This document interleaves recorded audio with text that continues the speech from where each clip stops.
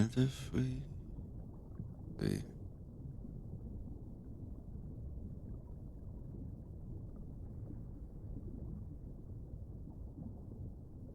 Excellent!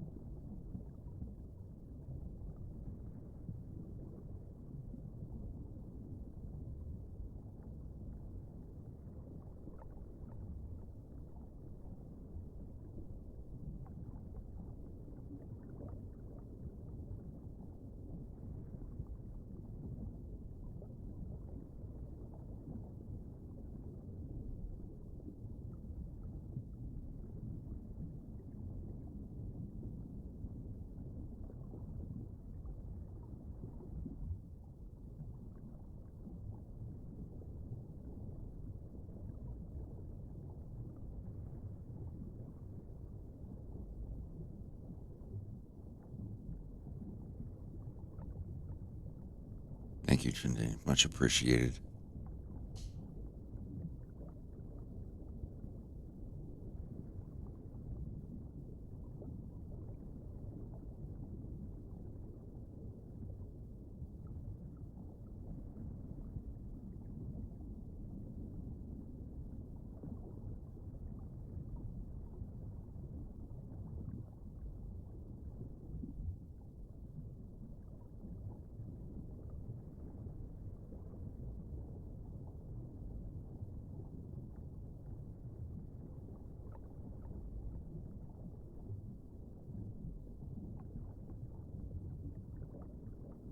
No, I streamed for an hour.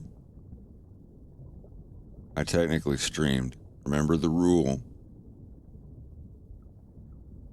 You have to stream every day, and the final average has to be over 4 hours per day. There's a day or two in the last Dirty 30 that I only streamed for an hour or two.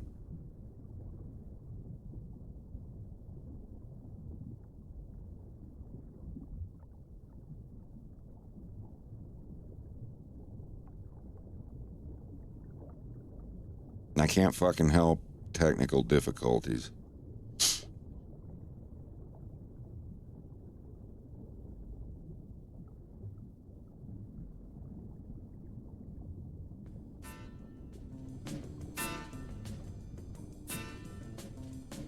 All right. I guess it's just us tonight. Yeah. So far, it seems. I'm sure Bo and Rex are probably grounded by or something.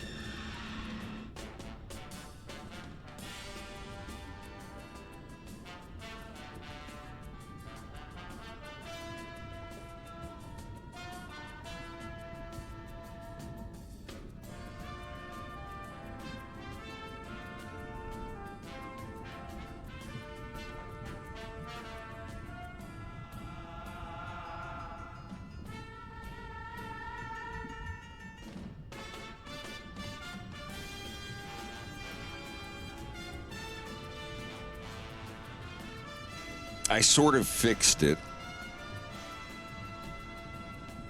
I mean, I guess I did fix it.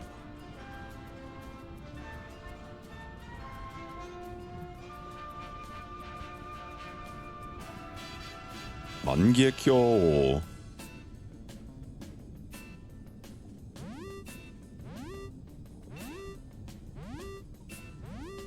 Hero Odyssey, thank you for the raid. Und Friendy.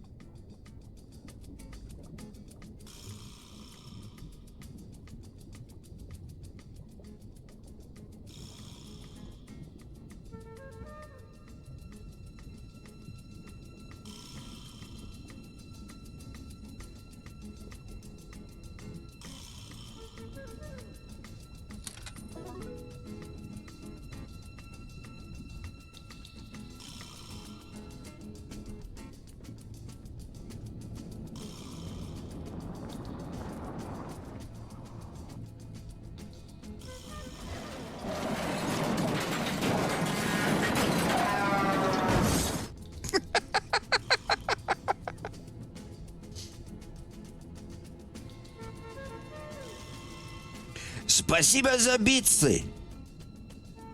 How are you doing?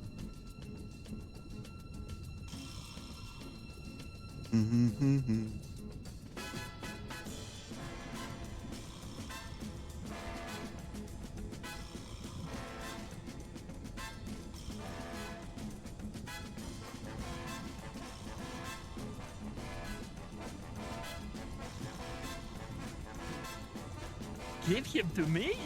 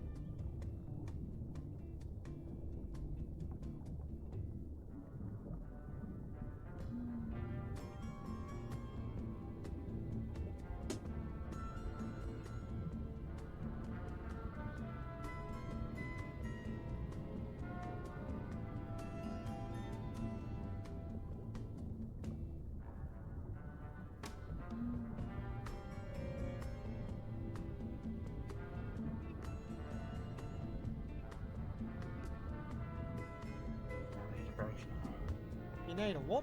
I need a broskin.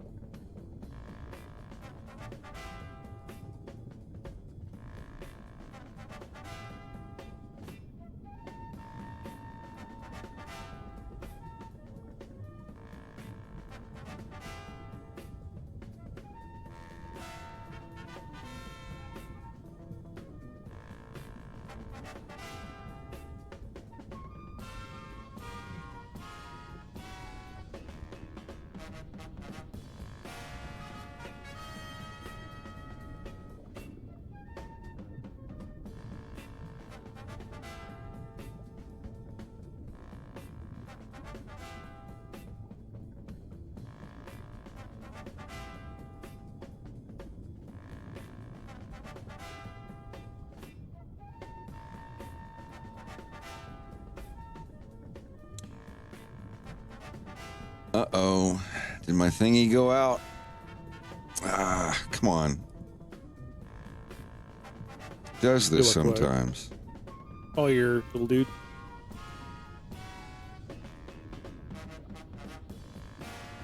Let's try it again.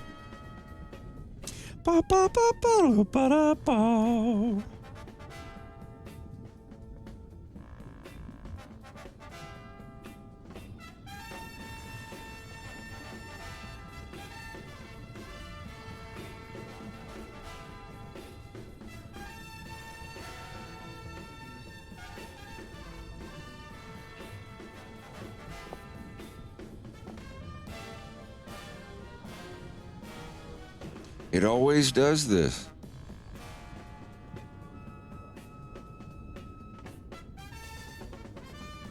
Oh, it is the camera link. Hang tight. I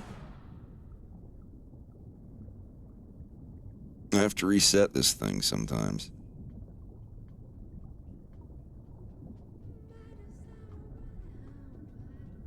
What an intense face.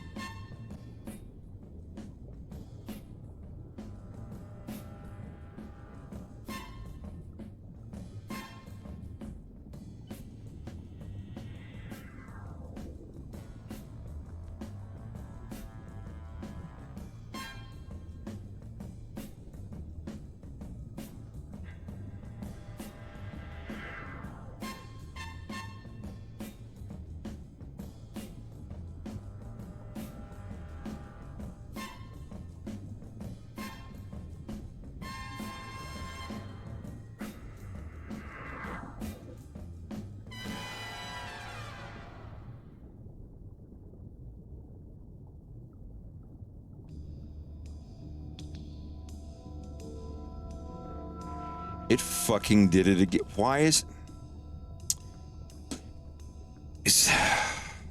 I can't go one fucking day. I can't go one day. Come on.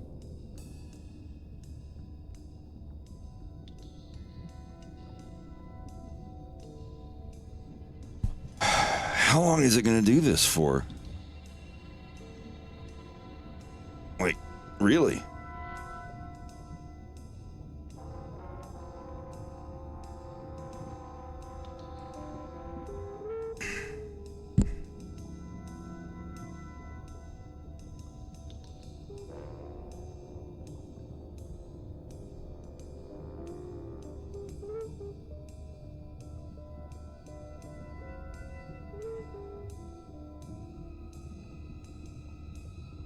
Okay.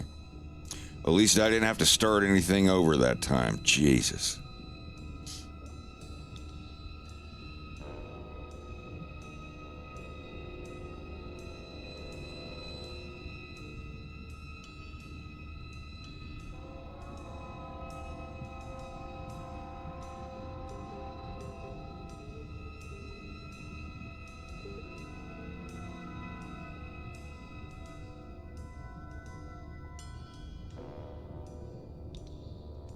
Y'all have no idea the shit that I had to deal with yesterday. I got so mad, I tore my entire workroom down in the basement to pieces and rebuilt it 90 degrees counterclockwise.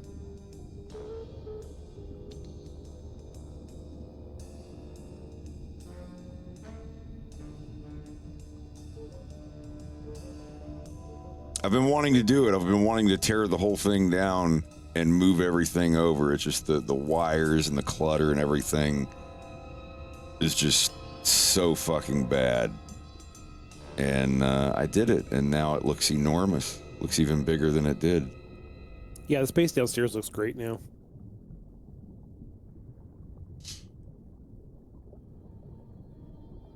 Yeah, I was facing down the possibility of having to reformat my computer. I did not want to do that. Glad I didn't come to that. Well, don't hold your breath. Well, yeah, true. Yeah, don't jinx it.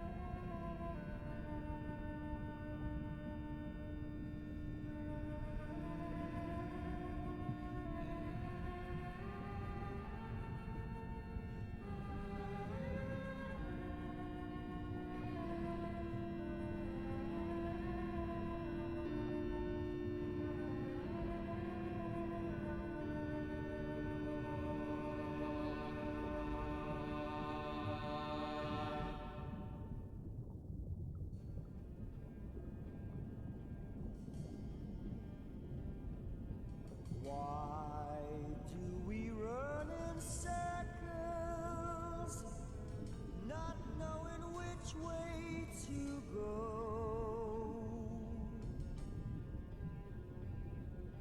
Why do we doubt the future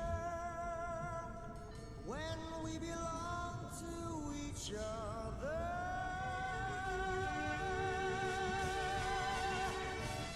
Why, when there's so much hate around us, why can't we claim the love that's found us? Why should we walk away and say goodbye? Why do we always doubt love? Is it too good to be true?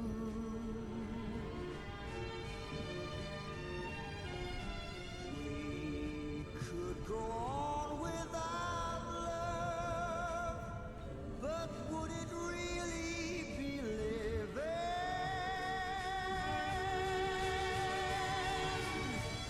Why be afraid to stay together? Why can't we share our love forever? Who has the right to say that we are wrong? Why ask so many questions when only we can reply?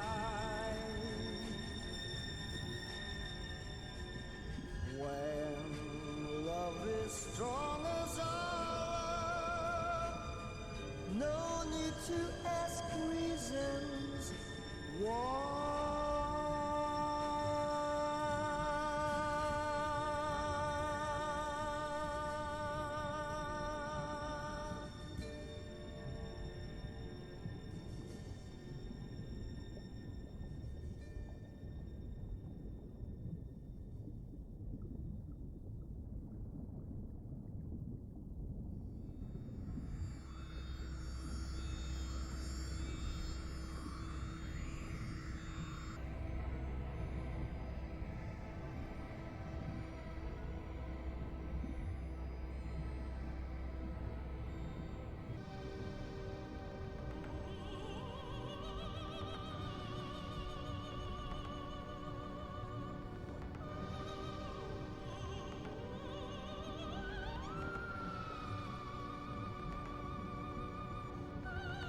At least when I voice this guy, I have a point of reference of a frustrating person I could be trying to talk to.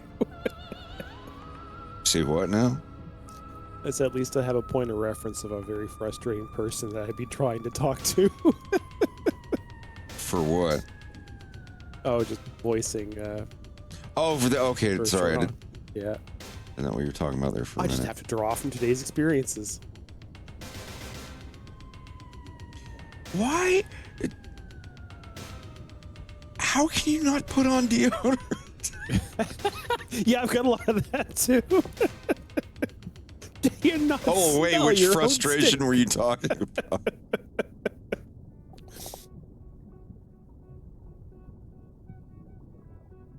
Which frustrating element were you talking about? Gosh. If Just having to have chats with certain people about, thinking they're staff when they're not. Oh yeah. Yeah. It's literally the same thing as a booth barnacle. It's like, I didn't totally. make this thing, but I'm gonna stand here, and every time that someone comes in to ask a question to the guy, I'll butt in and answer for him as if I'm part of the crew.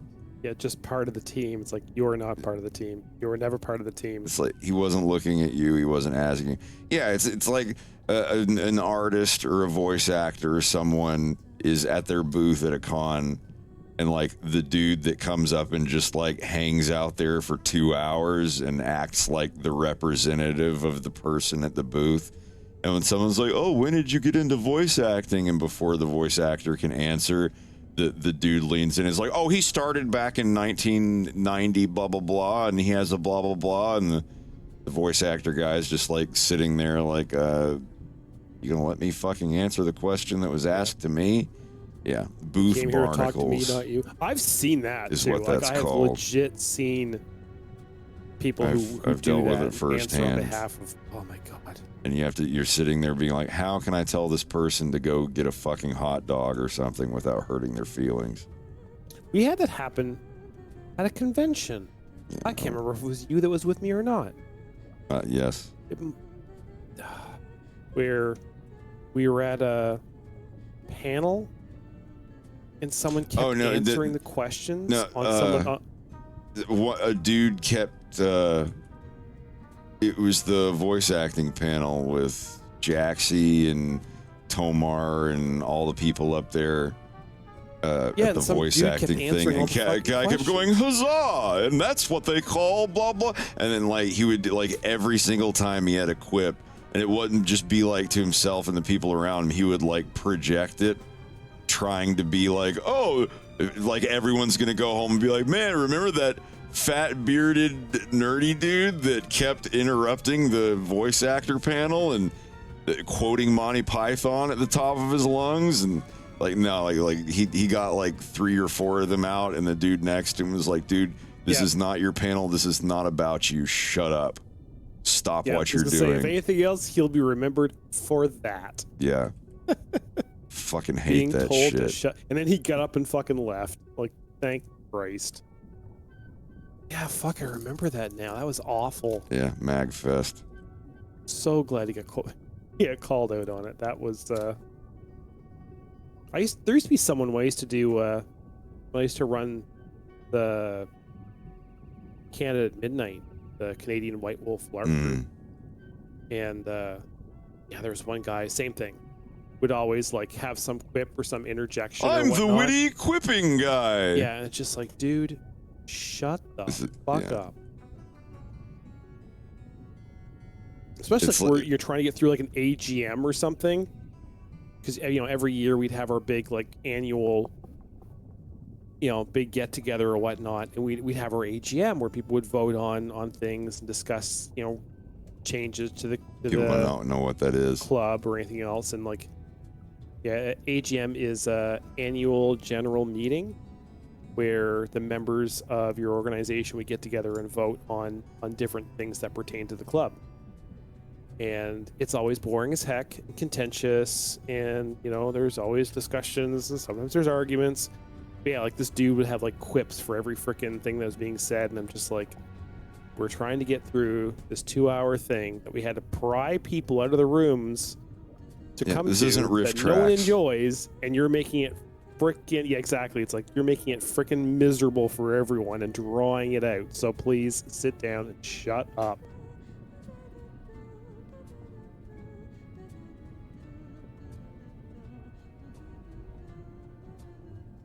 Oh yeah, dude, man, I get so pissed off if there was someone telling people where they get cheaper stuff. If someone was like at the fucking counter of our store telling customers, "Oh, you can get it here, but you know they have it over at GameZilla for like $5 less," I'd be like, I would just bounce their ass in a minute. Yeah. I mean, GameZilla would never have anything cheaper than us most times, but they do have different stuff than us. They have a bigger variety of some products, and we have a bigger variety of others.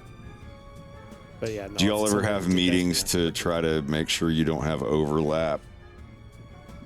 No, but we do. I mean, if we have overlap, we have overlap. The nice thing is he's on the west side and we're uptown, so there is enough of a distance between us. Yeah. So we don't have to worry too much about it. And where there is only the two of us in the city, that makes it a lot easier too. And he comes to our events, and I shop at his store. So there's definitely no animosity between us when we're both hanging out at each other's shops. That's super cool. I go over on occasion to tell him who's been stealing from us, and he sends us messages telling us who's been stealing from him. Puppy wants out right back.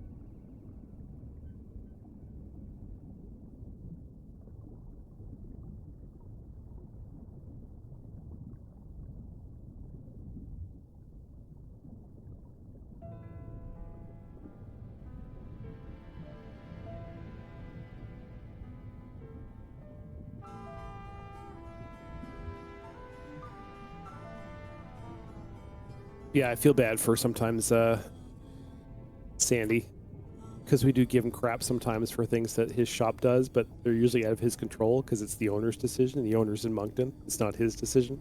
What do you mean things that the shop does? Like pricing, like sometimes they'll mark stuff up to aftermarket prices for foolish reasons, or stuff like that.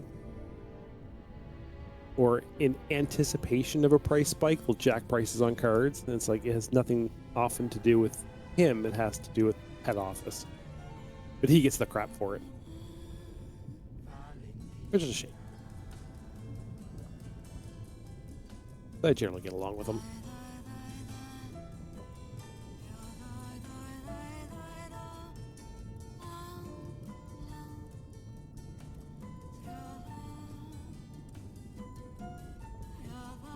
I still remember when we had that Monday Fan Fest, and we had Kevin Smith as one of our guests. And then we had one of the other guests who wanted access to the green room. We're like, no, like that's for like that is for the celebrities. And she was all huffy because she had like 3,000 Twitch followers. And she figured because she had 3,000 Twitch followers, she should be allowed in that room. I was there for that. No. What's that? I was Yeah. there for that. Yeah, I didn't see you asking for access to that No. green room. You got more than 3,000. I'm 153 away from 20,000 now. Yep. But the audacity, right? To But no, I would never be like, hey, can I go in there and hang out with, Kevin Smith and Jason Mewes? I'm a Twitch streamer with 3,000 followers. Yeah, it's like, I don't think so. I mean, I'm I could get on famous for Twitch being and show my famous. cleavage and get 3,000 followers. I do show my cleavage, and look where it got me. Exactly, right? No, it made me laugh. And for the record, for those of you who don't know, Kevin Smith is as amazing as people say he is. In terms of like wanting to please his fans, to the point it's actually a flaw. He was supposed to do a 1 hour or 1.5 hour panel.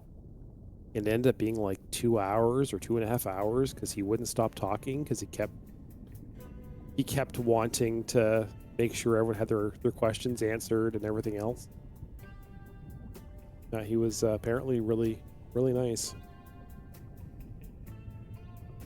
And then Jason Mewes went to Walmart, bought some Lego Star Wars that wasn't supposed to have been on the floor yet. The lady wouldn't let him buy it. And he was just like, okay. So he bought a different kit. Showed up at the convention with Legos and he built them at their table. And I'm like, anyone else be like, do you know who I am? I'm so-and-so, blah, blah, blah, blah, blah. No, he didn't. He just bought a different Lego set.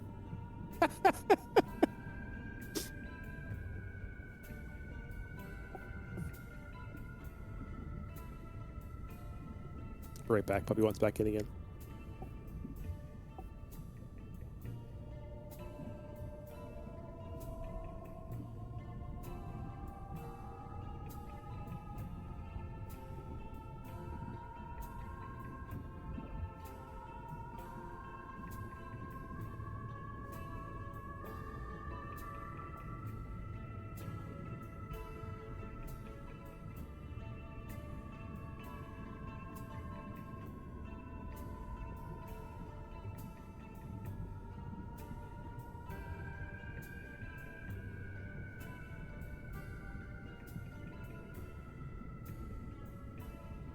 No.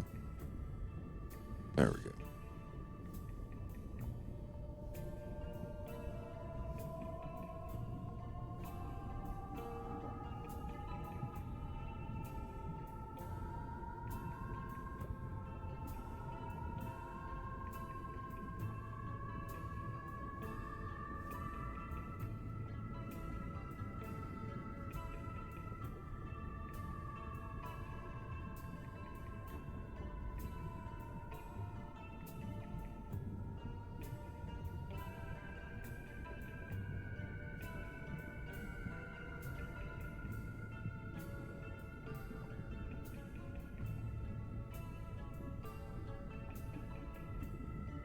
Yeah, and then there was Eric Avari. That dude was awesome. Little dog. Trying to remember the dog's name. Tootsie. Tootsie. She was so sweet. And we had one of my work colleagues had won the contest to have one-on-one time with him. And her husband had passed away the day before. And she still went because she needed something just to keep her mind off of everything that was going on. And he went and just was so nice to her and spent so much time, making sure she was okay. It was just amazing.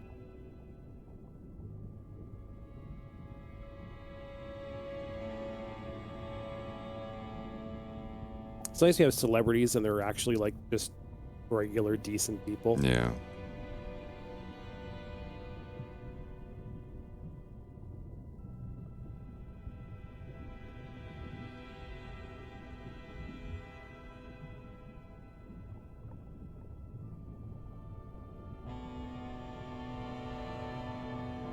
And not Twitch streamers with 3,000 followers who think they deserve everything.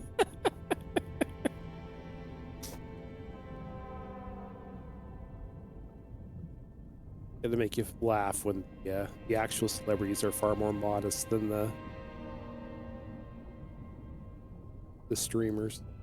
I wonder what her Twitch account was. Lord knows. She was probably like one of the cosplay people.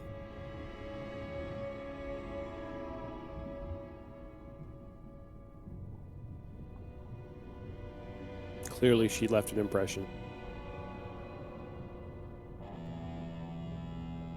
Lord knows though, maybe she is a big thing now, but still made me laugh.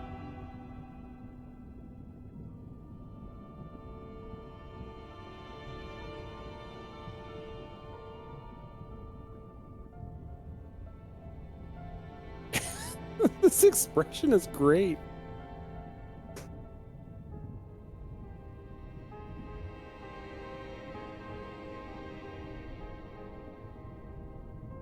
Oh, dude, I cannot wait. This looks like it's gonna be a hoot.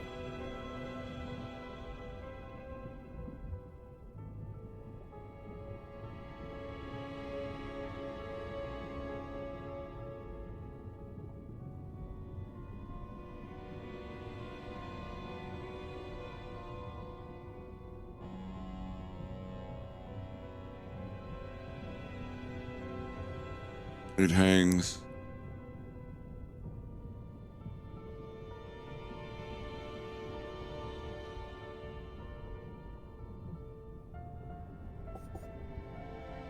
For a second, I thought your model froze again, and it was just I hit pause on the stream.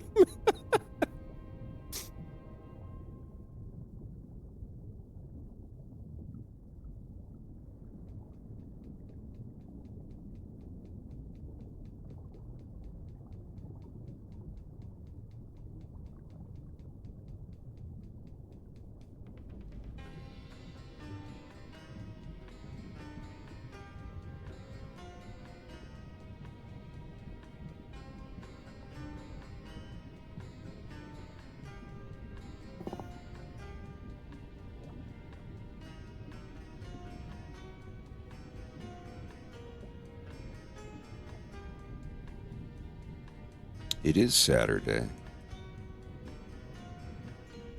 It is.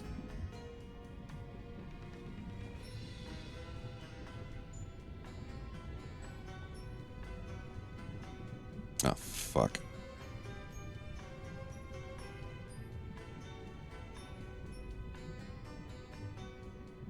Oh, never mind.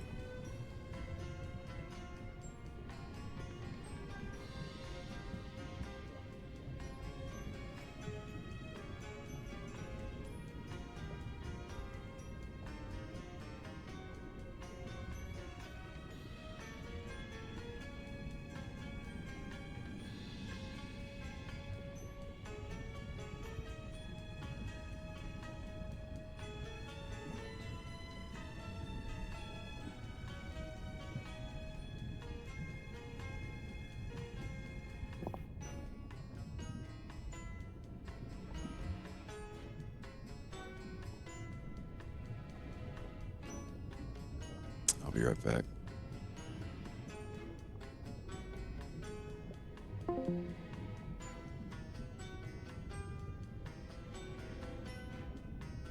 Nasty.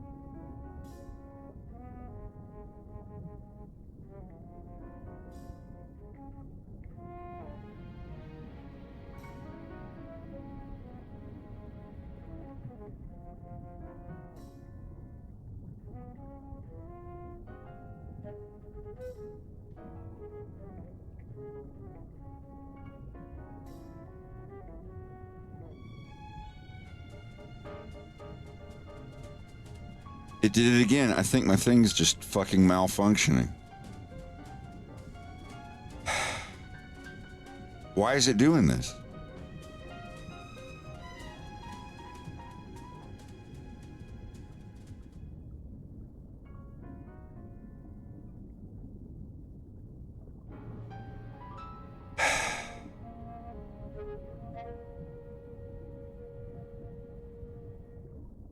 Is it face rig?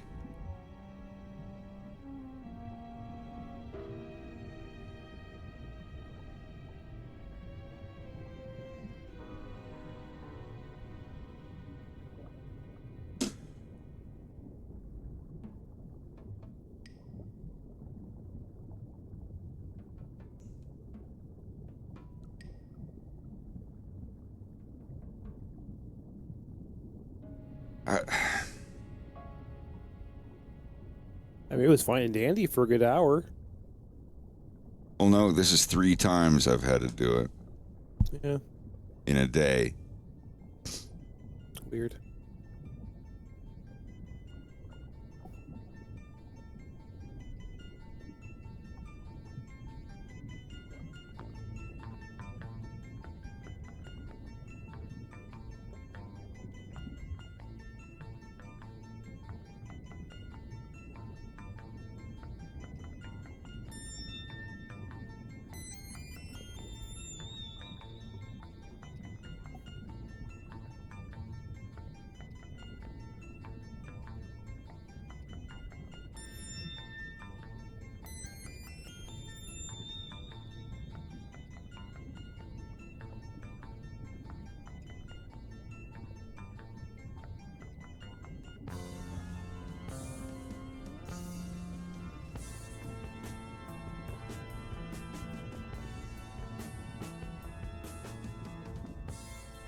Are playing with an old PC that has the friggin' Windows 95 boot sound. Like nostalgia hearing that thing go off.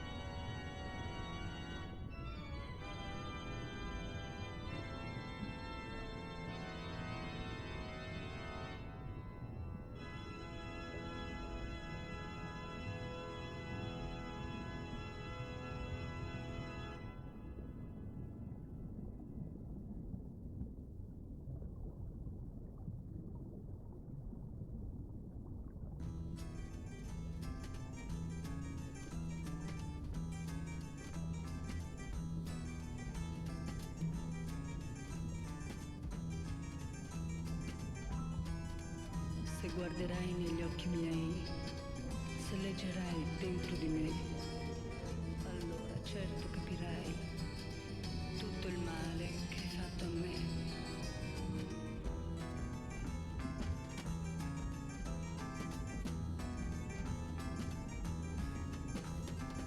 Dirmi una bugia, non voglio creder più.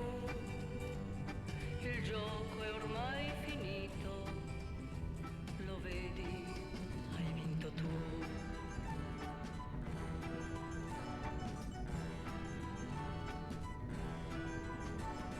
Esco dalla tua vita, così come vuoi tu. Finita è la partita, non giocherò mai più.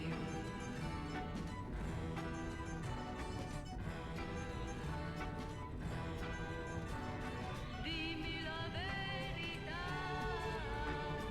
ormai non I do not speak Italian.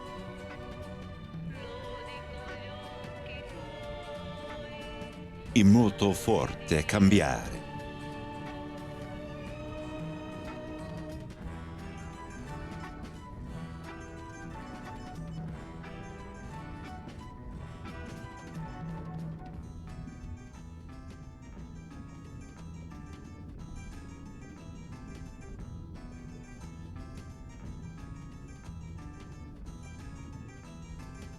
esco dalla tua vita, così come vuoi tu.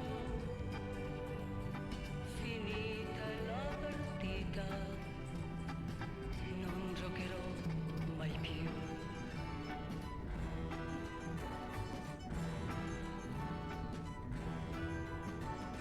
Esco dalla tua vita, così come vuoi tu.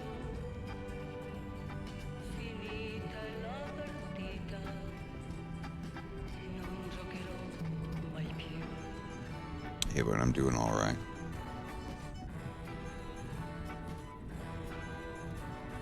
Dimmi la verità,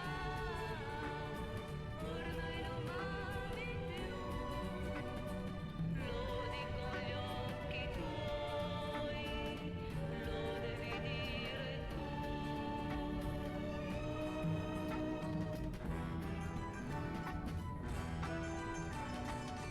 Se le mie braccia cercherai, se le mie labbra tu vorrai, ritornare a me, io ti farei soffrire. Se le mie braccia cercherai, se le mie labbra tu vorrai, ritornare a me, io ti farei soffrire.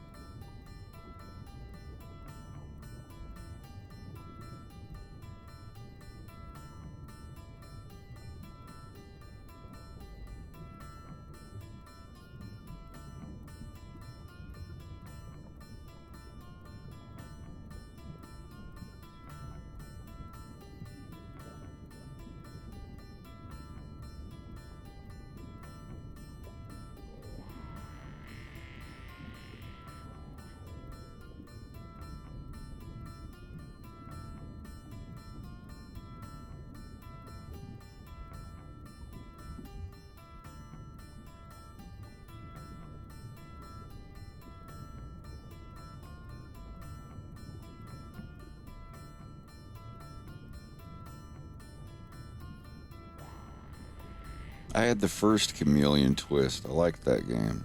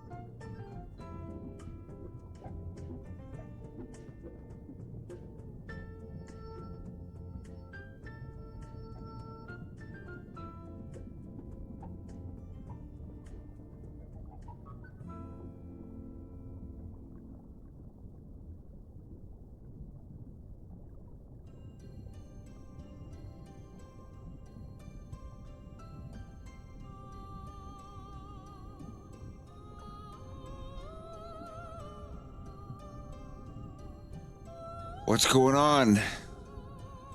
You're so quiet. I miss couch gaming.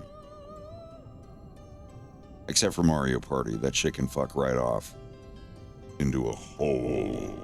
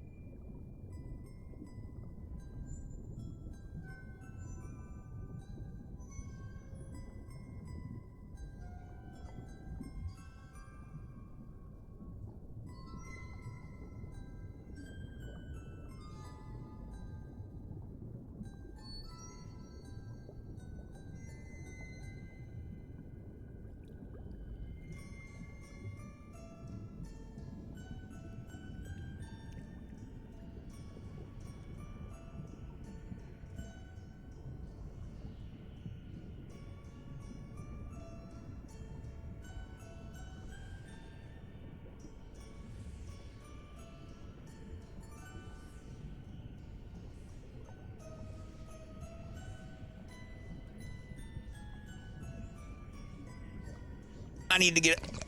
I'll be right back. 30 seconds. Where is everybody? They must be having fun without us, Greg. What's that? Nobody's here. Yeah. They're probably doing the Mario Party thing tonight.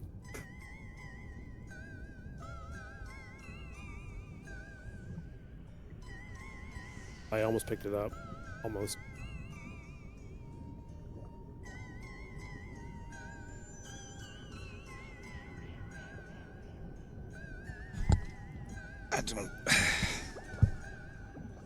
I don't play it often enough. I'm more of a party animals guy. And Party Animals is a friggin' hoot. And you're actually getting good at it too. Like, scary good. The friggin' Except for the that time we were go-kart playing- part. Yeah, the go-kart not so much, but like the sport one where you had to knock the ball, like you were friggin' killing us on that one.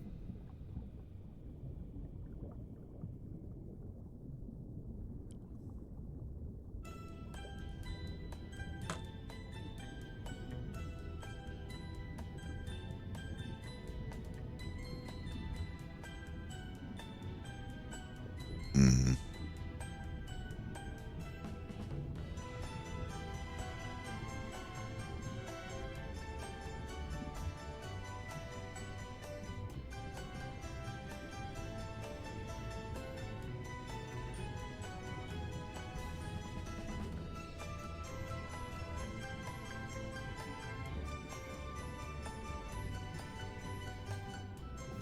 I'll be back.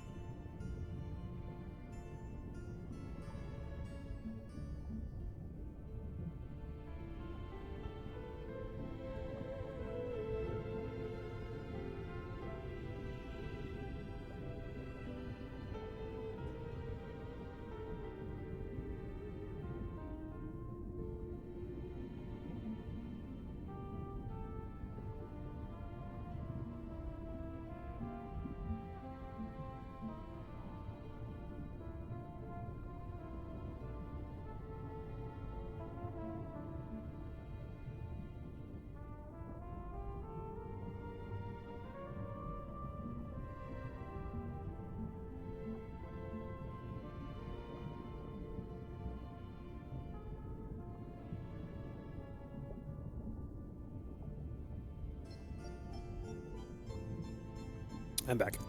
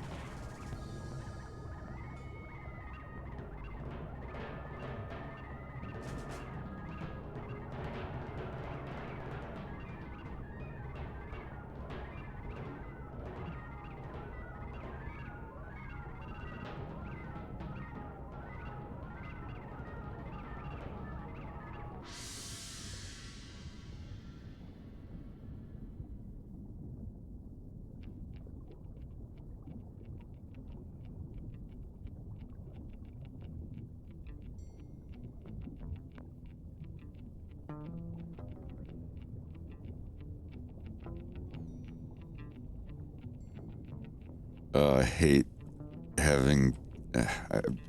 I really am tempted to switch to 3D if I can get the models to look as good as James' model.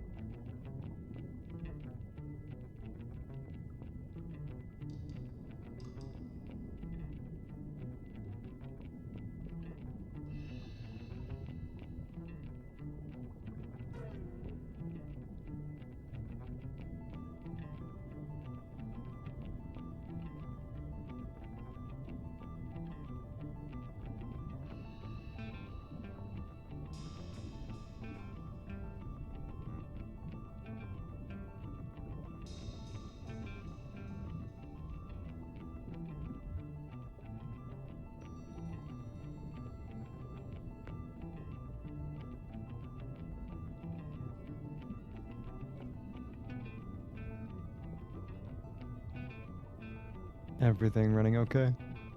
So far. How you doing? Yeah, Batman. I'm doing Yeah, good. I figured that, or once I figured that bridging option out. Long story short, for some reason that I still can't figure out, I'm having processing issues with using that Edison recorder at the same time as a Reason plugin. Reason is it's like FL Studio, but a little different, and it's got a lot of my orchestral and piano sounds in it. And if I want to record them while making a project in FL Studio, I've got to use the Edison recorder plugin. And for some reason, if I even have a Reason-based plugin in my project file and I try to record, it does this pop, pop, pop, pop, pop, pop, pop, pop, pop, pop, no matter what. If I don't have any Reason plugins in the project, it works perfect. So it's something where, like, when I hit record, it's sucking up the processing power of whatever is available to the Reason plugin. It's basically a Reason emulator. You can't run Reason inside of...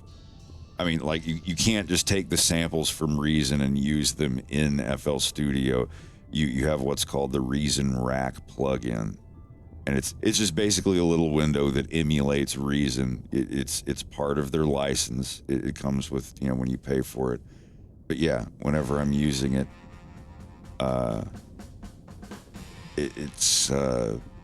it did that pop, pop, pop thing. And then I found an option that I thought would work,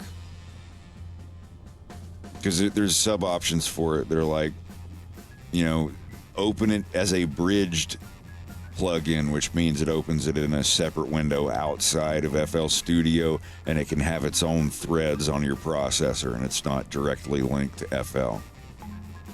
And I tried that last night, and it didn't work. But then I realized later on that in order to get any change of any fix, even if it's an option you set, you have to close FL Studio. Like when you're in a video game and there's certain graphic settings, it's like, well, if you want to turn this on, you've got to shut the game down and restart, because that's something that's loaded at the launch of the game. It's stuff like that. So I was like, well, these options that I changed last night and thought they would work, they didn't work, but I didn't save the project, close it, and then open FL Studio again to see if that would make a difference. And I did that today, right before we went out to eat, and it fucking worked. And then I went in to find, it's like, oh, well, that's cool, but now every time that you open the Reason Rack plugin or the Reason effects or whatever, you've got to go in there, set it to bridged, save the project, close FL Studio, and open it back up again. Because when you add the plugin, by default, the bridged thing is ticked off. Like the little green light's off on it. And I was like, I wonder if I can set like a template to where whenever I add that effect, it automatically comes bridged, and you can overwrite the default template of every effect, or the presets or whatever. And I overwrote the presets, so whenever I add that to future projects, it gets added in as the bridged, with the bridged option turned on, and that doesn't fuck up the sound buffer and make it pop. I don't know all the specifics. That's as short as I can sum it up, but that's what I was dealing with all night last night. And then eventually I figured out it doesn't matter which any of these options that I change, they're not going to take effect unless I save this project with all those options changed, close FL Studio, and then double click it and load it again. And when I figured that out, that's when I was like, well, let's go back to these that I thought worked last night, change them, save it, close FL, open FL, and then it fucking worked. I just about screamed. I was getting ready to reformat my computer. I don't want to have to do that. But yeah. To make a long story short, immediately go into 12 paragraphs of the technicalities of FL Studio.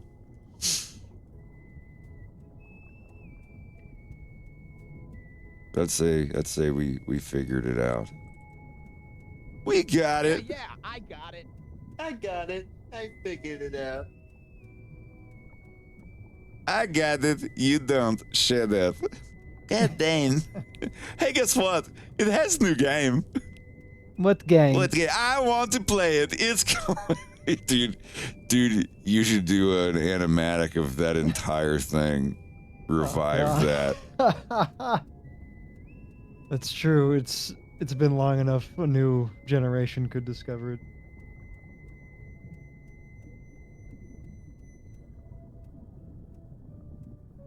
I love this model so much. It's literally exactly what the character looks like. Rito did such a good job.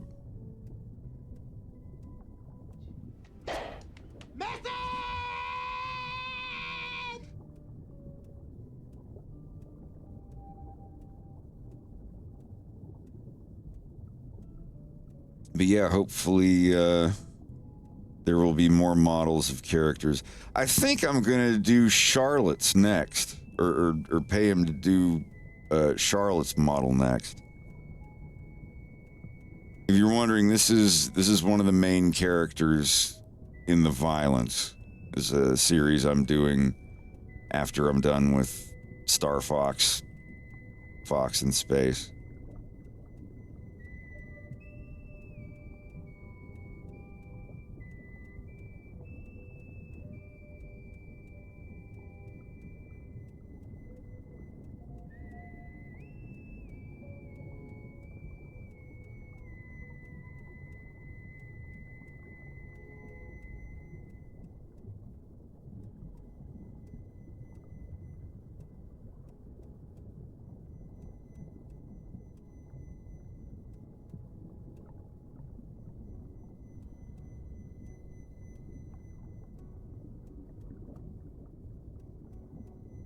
That's a couple things to touch up on it, but yeah, Rito does a really, really good job.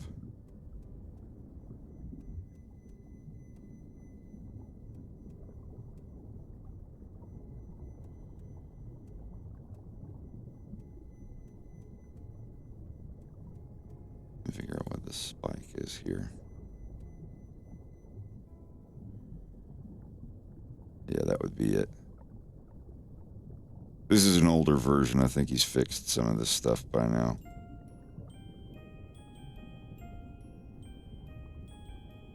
This is a drawing model. And the more of these that I make, and especially this one that I got made by Rito, I'm starting to realize that, you know, if I can get it really close, I just want to tell a good story. I always said I'd never go into 3D, but like, fuck, if I can get it like B-Stars close to what I want to do, then, you know, maybe so. I don't know.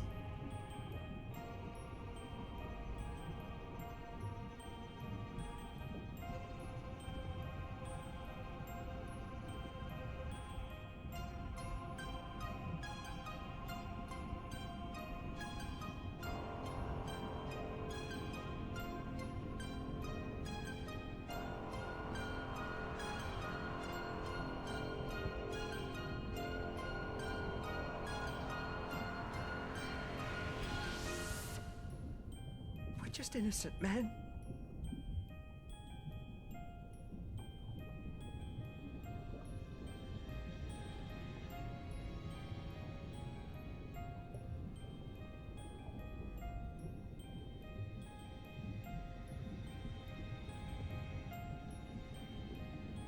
Yeah, I'll have to fix that little spike. It's just a weight paint thing. Men.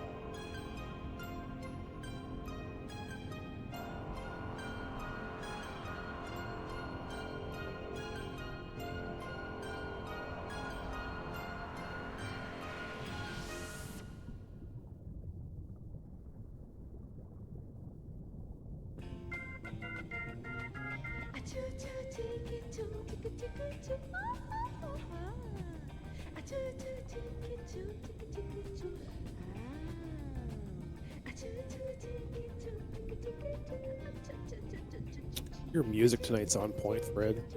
Oh yeah. Yeah, it's just kind of a nice little groove to listen to. Great work. This is music from Italian giallo movies. Giallo is Italian for yellow. It's a theme, and it's like 1970s, late 60s, early 70s Italian detective thriller movies and stuff like that. Murder mysteries, horror movies and stuff. I don't know if you've seen too many of Argento's movies. He's a good example.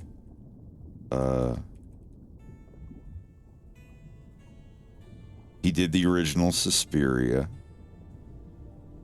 Deep Red, that's my favorite. Tenebrae. Phenomena, also known in the U.S. as Creepers. That's Jennifer Connelly. She's the girl that can control insects.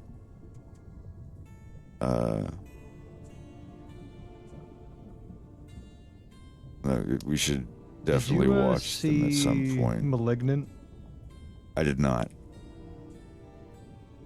It's kind of like a sleeper giallo movie, like horror movie. I quite enjoyed it at the time. I see the poster. Yeah, Like towards the second or third, like the end of the second act, there's a really cool twist. I fun, love dumb stuff little like that. movie. If we ever actually genuinely hang out, or like, you know, other than just going and getting coffee or something, if you want, I would love to have like a movie thing. Especially if you only live 2 hours away from a place that I regularly travel to. Because we go and see Bubba and Rex all the time. Oh, yeah.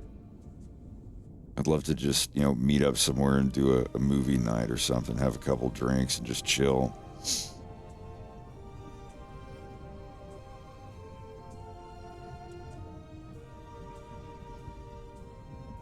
Anyway, Greg, the type of movie I'm talking about, if you saw the posters, you'd kind of get it. Here, there's a common theme. They're mostly Italian movies from the late 60s and early 70s, on into the 80s.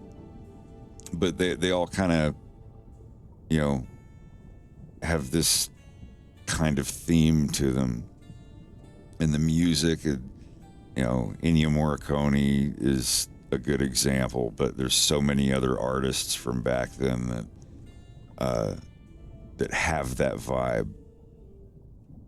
And it won't be James' aesthetic for the scenes and stories that he's in, but the wolf guy and the fox guy, when they are in like the thriller detective kind of scenes and aesthetic, it's going to have a lot of music and a vibe like this.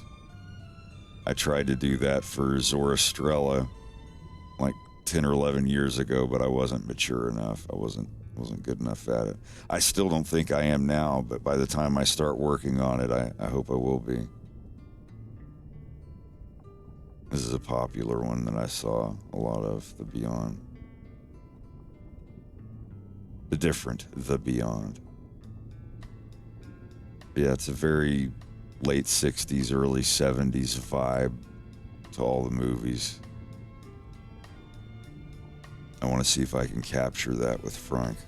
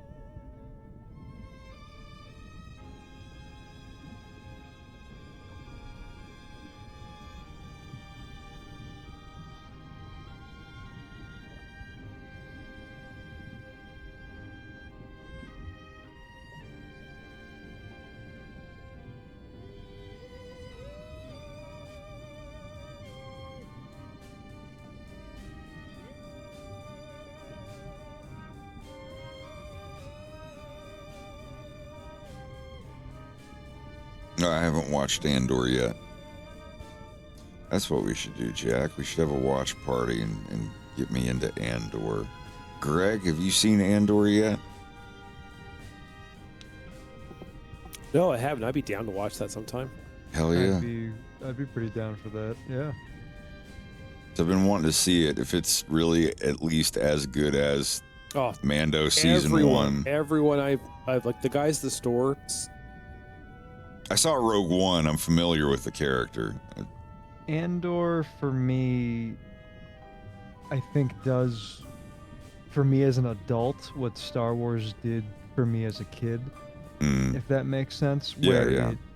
It embodies the themes of rebellion and standing up to, you know, the bigger evil and the hero's journey, but it is like, whereas, you know, Star Wars proper is science fantasy, it's fun, it is the hero's journey, it's very simple, good and evil. Andor is the first time I watched Star Wars and felt like I was watching science fiction, like instead of science fantasy, where it was like, oh my god, this is like comprehensive, it's complex, there's so much ambiguity and shades of gray, but it still embodies those themes. Whereas, you know, Luke Skywalker, you know, falls neatly into the hero's journey from, like, you know, boy who dreams of, you know, grandeur and adventure and gets it. Like, Andor is about someone who very much doesn't want to be involved at all. And over the course of a whole season, like, becomes the willing true to die. Like, neutral. He basically goes through what Luke goes through, but the best way I could put it is, man, this might sound like a interesting little leap, and I may have already said this before, so forgive me, but Disney, like classic Disney stories, Disney movies, are about characters wanting something, wanting a change. So Star Wars, in this hypothetical, in this analogy, fits into that. Pixar, like most of its movies, are about characters not wanting something to change, or at least the real standout ones. In the most, I guess, iconic case is Toy Story. Woody doesn't want change. Yeah, you Like- mentioned this like, this little bit yes. before. Yes, I did, but it's the most apt comparison. Yeah. I could bring, where it's like not wanting something to change is a far more of an adult feeling, because, you know, we've suffered through things. We don't want to lose people. We don't want to get sick. We don't want to, you know, we don't want to lose what we have in life. So yeah, that's what Andor is to, you know, episode 4. But still, in that episode 4, you know, like, the Empire is actually a threat. Things look like dirty and gritty. I like, even though it bounces around a bunch of different characters and I don't remember all their names right at the moment, Yeah, but I yeah. remember being invested in every single person's story. That's how it even was side with characters who Rogue One. Yeah. Even though I'm not going to spoil anything for Rogue One. I'm just going to say about 10 times in that movie, I was like, I really like these characters. I can't wait until Disney fleshes out their... Oh. Mm-hmm. And then that Andor's happened for like you 8 in times. Yeah.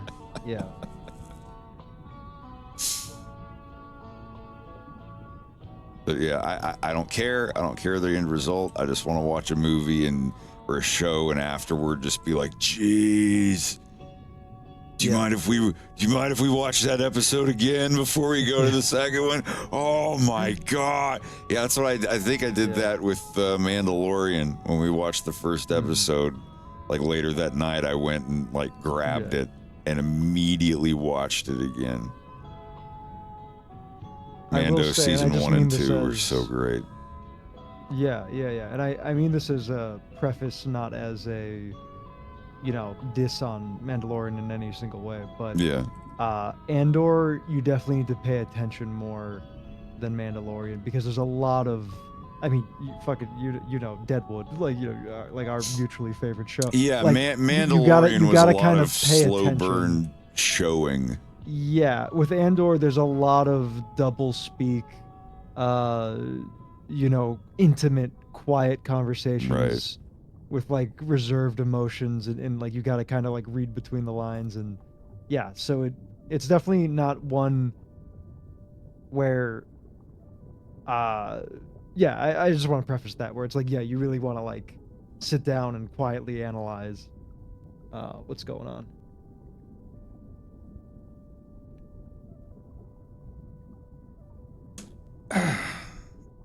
And I wonder season what's 2 is coming out next year, and they're gonna try to wrap it up. I mean, they will eventually have to. Yeah, I have faith in the team because I'm very fascinated by, like, just, I mean, the caliber alone, just compared to like any of the other Star Wars shows, which are just like, I love it. I Like, can't know, stand half of the yeah. other ones. They're lame. Yeah, I know. It has nothing to I do yeah. with any specific thing other than the acting is wooden and the writing is bad, and I don't really like them. They're not likable characters most of the time.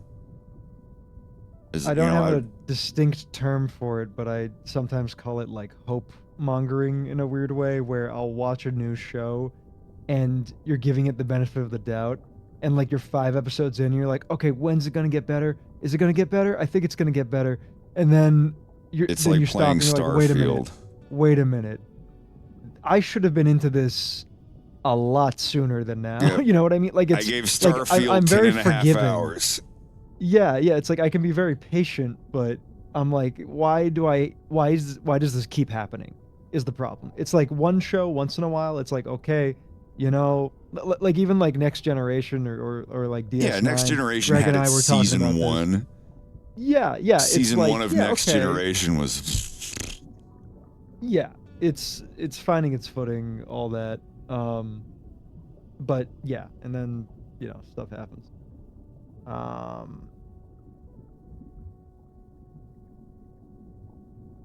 No, Fox is not going to use any Smash Brothers abilities in a Fox in space. Yeah, That could be sorry, a cute, I short. Starfield Like is the only video game I ever paid $70 for. Yowza. And I was like, all right, I'll try one of these $69.99 games, because most computer games I play, they're like $30. I don't do the whole like AAA, UB, Treyarch, whatever the I like Streets of Rogue and Abiotic Factor and what's it called? Lethal Company. I love shit like that. Those games, I've spent dozens and dozens of hours playing those games with friends and having like storytelling level fun, where when it's done and you remember shit years later, like, oh man, remember that one time we played The Forest and Sindrake just went naked into the woods in the middle of the dark and we lost communication with him and he didn't answer, and then he comes back covered in like animal hides and bone armor and he's like, dude, you have no guys, idea. I found You out have so no much idea. stuff. Like, here we're playing this game, and Cindric does. He just disappears on us. Fred and I are fighting for our lives, trying to survive, and not doing very well at it. And next thing we turn around, and here's Cindric coming up on this raft. He built a raft, and there's a pile of corpses on this raft, and this little like throne that he had made for himself, these torches and all that. And we're like, where the heck were you? So Like, you ever heard of the video game Apocalypse Now? Like, have you ever played The Forest? Yeah. Oh my gosh. Yes, I know The Forest. Okay, yeah, that's the game we're talking about. Yeah, we're sitting there, and he had like, why are there limbs? Yeah, full Heart of Darkness. Our meat drying racks. Oh, you know, in case I'm hungry later. But they're human limbs. That's a practical man. Practical Good man. lord, it was so it was funny. It was so funny. No, yeah. Yeah. No, I can scour my brain for moments like that with friends when you just like when a game becomes like your game or a cherished game. 7 Days just to because Die of- was like that back when I Yeah, played that yeah, one. like a memory Holy hits. fuck. Like playing even like Halo 1 with my buddies like in high school. I remember once on Blood Gulch there's like a single tree. There's like one little tree like in a random spot of the map, and my buddy and I were fleeing from our friends who were like killing us. We were all just playing split screen, and you know I'm like in the gunner seat shooting, and then like we suddenly stop, and I'm like, what the hell happened? What the hell happened? He's like, oh shit, dude, I'm sorry. And I'm like, what? And I turn, I'm like, the one tree. You hit the one tree in this freaking desert. Like you just I'm screaming at him. We get blown up. It's just stuff like that that like it stays with you for life. It's magic.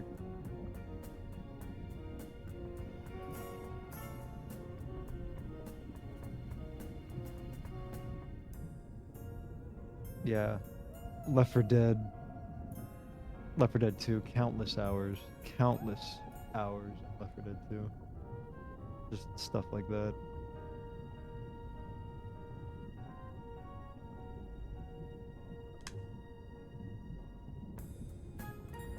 It's funny what games like can give you dread compared to others, like on a person-to-person basis. Like I love them, but like the first 3 Mario parties, like the N64 ones, just like I get so much like I feel like my blood pressure rising like this. Like those mini games are so brutally unforgiving, and like it's just such a like people talk about like Mario Kart turning people against each other. I'm like, nah, dude. Mario Party, like you all become like Mario cutthroat. Kart, you still get hope a lot of the time. It's like, And you oh, I'm get in last compensation. place. Oh, I got a bullet bill, or oh, I Yeah. got the blue turtle shell. Oh, I The got star, infinite the lightning mushroom. bolt. Like, yeah, and rightfully so. If someone's in last place, there should always be a shuffling of who's in last place. If anyone's way back there, they should get it. Like even so, the bullet bill thing. Like if you're really far back and you need a little push, you know, sometimes that thing will help you overtake like 4 or 5 people if you're lucky, and that's cool. Mario Party is just a dick just keeps going into your ass. It doesn't pull back. It only goes forward, and you're like, oh, is it? There's still more of it. It's still going, and then you roll the dice, and it's just like, oh, 42 more inches. All right, get up in there. Yeah. Let me And the CPU move my somehow pancreas still out of always the wins. way. That's Mario Party. It is just one long, slow ass fuck for me. Sorry, I hate to be so like brutal. Greg, you've seen. I come over to Rob and Tina's place and be like, hey, how y'all doing? Like we're playing, and then like by the end of the night, I'm just like staring at the TV with this those aren't resting your friends bitch anymore. face. Yeah. RNG is never your friend either. Me specifically, no. Yeah. Man, the original Mario Party, I remember playing that with my sister and her boyfriend at the time, and like wearing the original Mario Party. They had the games where you had to like spin the control stick. Yeah. And we would wear the palms of our hands raw off of them. Yeah. Yeah. Oh yeah, you don't have to tell I me love, twice. love Mario Party games, but Yeah. it really is just like the not Gang Beasts, the Party Animals card games where Fred just gets hosed every time. But not I could. The newer Mario Party games have kind of been a bit trash. But Well, I they guess got the latest one's been really kind of good. gentle nerfing that the Mario Kart also got, where it's like, you know, it's like, oh, you fell off the stage. It's fine. We love you here. Don't cry. I remember playing Mario Party Mario Kart on the N64, like with my brother and his friends. You just get annihilated, and it's like Like my brother would find parts on the map where he would like save his lightning bolt or something, where he knew that you needed to be like big and going at full speed. And he would just zap me, and then I would fall off the map, and then I would respawn, and then he would hit me with a shell, and then like you could just brutally, like if you knew the maps enough, like you could just completely like zero to like last place, like and keep them there. Yeah, like Mario Party's like, oh, you're in last place. Here's a star. Like what? You got the little bitch star because Yeah. we love you. Yeah, it's and you just get to the like, end of the game, it's go like, to oh hell. man, I got 7 stars. The next closest person has like 3. I'm gonna win this. And it's like, well, we're gonna give you 3 stars for this and 4 stars for that. And it's like, wait, what? But I earned mine. Why are they getting all these stars? Why am I losing now? Oh yeah, and then you could go to like Boo, or like you get the chance time like block where it's like, oh, Wario gets all your shit. Fuck Yeah. you. Like it's just like, oh. That's like the old Hasbro board games, right? Or where it was basically it's that balance between skill and luck. Yeah. Because if you're aiming a game at younger players or whatnot, you want to lean heavily into luck playing the big factor. Yeah. Because it's like the younger the games tend to aim, the more the game's outcome is the result of your dice rolls. Like games like Sorry, where it really just comes down to who rolls whatever.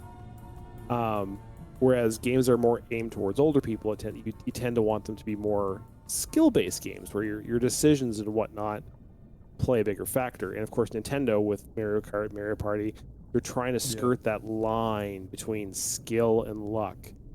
And it gets frustrating. We're like, I have all the skill, and luck is just like, nah, it doesn't matter. Like, all right, because they got to make sure the young folks have a chance. Yeah. But like I said, I guess the latest one, because Rex and Bubba have been just having a blast with it. So, and all the reviews for it have been really, really good. I guess it's quite good. So I love those games. So I might still pick it up and give it a try. I'm tempted to try to pick it up for our Christmas party for work. Hell yeah. And meanwhile, I just longingly look over to see F-Zero collecting dust. And I'm like, oh yes. I really enjoyed those, but the last F-Zero, man, that thing was hard as freaking heck. Which The GameCube one? Was that really the last I think the one? last is technically like a Game Boy one, but like, yeah, the GameCube one is insane, but it's awesome, and I'm so happy that like the skill ceiling is like intense, because that's what it should be. It's supposed to be like this. Yeah, but when death intense race. really super fast though. There's one level in the though. GameCube one. I don't remember what it was, but it was one of the story levels that we were trying to beat on the hardest mode. I think it's where it's this lava like fireplace. It's like and you're going through these fucking doors, and I think it's like Captain Falcon's story mission or whatever, but the whole level is like everything's fire and burning, and it's on the hardest mode. It was the one level that I could not beat on the hardest mode, because on the hardest mode you had to do everything pixel perfect. Yes. Yeah. It's like the last level in Life Force or Abadox on Nintendo. You're going at 60 pixels a second or whatever. Like the screen is moving like super fast, and if you touch anything you instantly die. And in this you have exactly, I wish I could remember the level it was. I know somebody knows what I'm talking about in GX or whatever. It was probably like on the hardest cup. Just one of the, fire. But it wasn't a race. It was just you had just planted a bomb, or like you were escaping a place as it's burning, and you have like 30 seconds to boost and weave through closing door. It's like the last level of Star Fox, like where you're blasting through and trying to get through the closing doors. And if you're not 100% boosting the whole time, that you have energy and charging and everything. Horsepower. Like one frame, you let go of the boost or whatever, you won't make it in time. The time runs out. You have to do it perfect. And God bless them. I'm always surprised they've never done another F-Zero because that was such a it was such a fun series. Just that sense of It's speed. widely beloved. There's some great fan games out there. Well, especially once they start getting like the tubular tracks, like those were Yeah. so cool. I mean, I can tell you why. I think we may have had this conversation once before, but I'm not sure. But like when interviewed, this is Nintendo's like biggest like hypocrisy, in my opinion, because when asked about F-Zero, and I think even Star Fox at one point, This is it, I like, found it. a handful. What? I found. I believe this is it. Yeah, chapter 5. Very hard. I didn't mean to cut you off. Oh no, you're good. Sorry, I wasn't sure what you said. Here, this is the mission. You might remember it. Someone did on. It's 36 seconds. Very hard mode.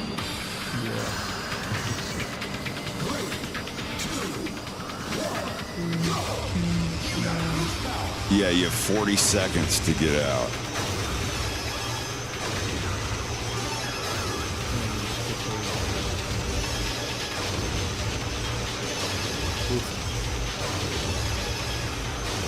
Okay, but if you just memorize it. Like, I know that sounds like, oh, you should have rolled. But This is literally the level. I remember it now. Yeah, this is literally like road I got to like the memorization. last 3 seconds and just got blasted. only he can surpass that. God, that made it look easy. God. Yeah. Why It can't really you is just do that, memorization Fred? with that.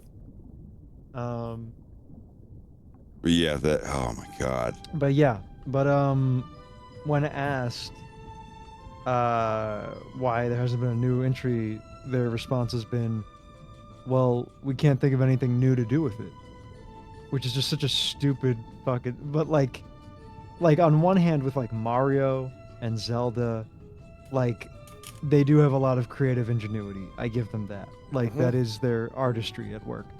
But look me dead in the eye and tell me that like Animal Crossing isn't the same game like every freaking time, or like, you know, like they have so many Smash games. Brothers. There's Yeah. a great example of a game Exactly, that 'cause- has not really changed. Right, and I adore Smash, but it's like Yep. It's They have sweaty. many It's games pure that- sweat. yeah, they have many games in that like realm. I just think it was a dumb answer because it's like, one, for a business, that's just dumb, and that's not how you work at all. And two, it's like there's always new things you could do. For example, online would be the bare minimum. Just port F-Zero GX, give it online. People will take that. It's amazing. Like especially on the Switch with like HD texture pack. Like Metroid Prime Remastered looks gorgeous and it plays amazingly because now like the Switch Joy-Cons have even better motion tracking than like the Wiimotes. Like it's an amazing way to play that game. So playing like that on the go, it's just a no-brainer. I don't get it. But then they, you know, they'll do like F-Zero 99, like fun party game, nostalgic, and I'm like, yeah, I guess this is That's cool, fine. but That's fine. But that's like it's fine, but it's That's a an holdover. It's an appetizer. appetizer. you can't Oh, be like, hey, jinx. there we did a F-Zero. Leave us alone for 17 Yeah. years. Yeah, they're just. It's weird because I don't even think it's like a new blood, old blood thing. Because the creators of Bayonetta pitched to Nintendo like, hey, we would love to do an F-Zero game, and they shot them down. They were just like, no. Which I'm like, are you kidding me? Like that studio would be great. Like wacky. Like the tone of the Bayonetta games are pretty close to F-Zero in a Yeah, way. that high frame rate explosion, Yeah, combo action, streak like, stuff. you kidding me? Absolutely. It's a shame.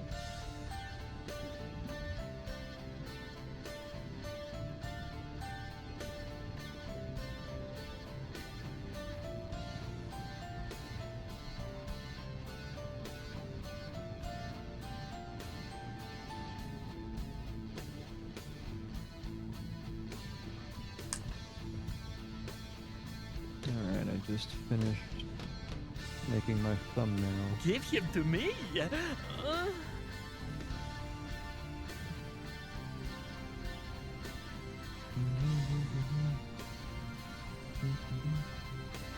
Walk the Night just came on. Nice music.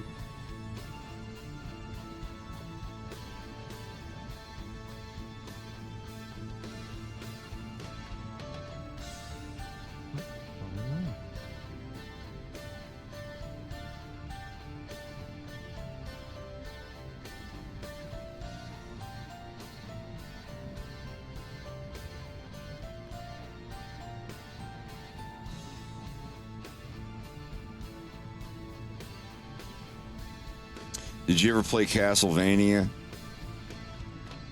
Yeah, I like Castlevania. I did not play it to completion. I've just played it with friends. You should definitely try out Symphony of the Night. It's worth it. Yeah, I know that's the good. I mean, I love. That's I'm a the huge one to Metroid play. guy. Yeah.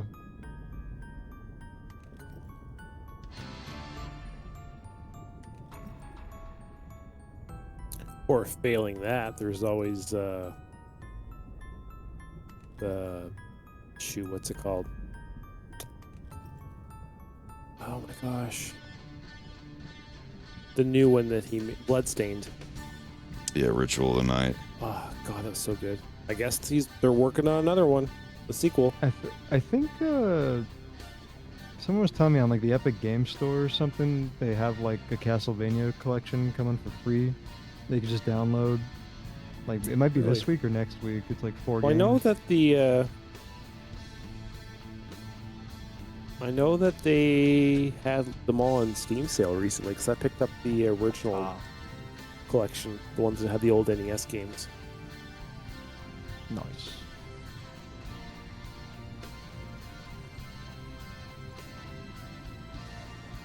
I so rarely open the Epic Game Store. Yeah, my buddy It's a shame Ryan. 'cause they tend to have is- some free stuff every so often. It's kind of worth Yeah. popping in just to see what they got. No, he keeps like pleading with me. He's like, just go, download it. It's free. You just have it forever. And I'm like, but I don't really want that game. He's like, yeah, but it's free. Like, just get it. He's like, I know he's right, but I'm like, Yeah, it's like going to GameStop and they have like $1 video games. And you look in the bin and it's just a bunch of Maddens. Mm-hmm. It's like, but they're only $1. It's like, yeah, but it's like Madden 9000 or whatever. I'm good. Well, what? Yep, coming Surely soon, you want Wheel of Castlevania Fortune. Anniversary Collection. I literally just bought this off of Steam, like not even 3 weeks ago, and it's gonna be free on the Epic Game Store. That's hilarious. Hell yeah. All right, I'm gonna go to the But bathroom, it's and got I might.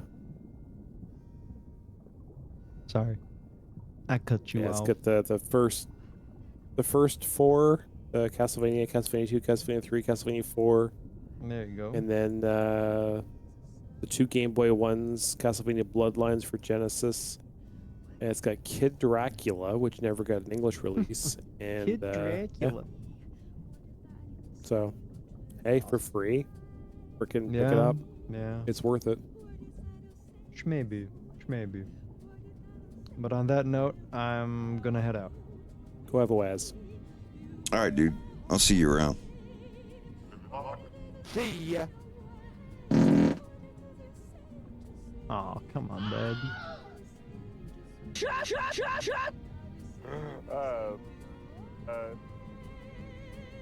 Game.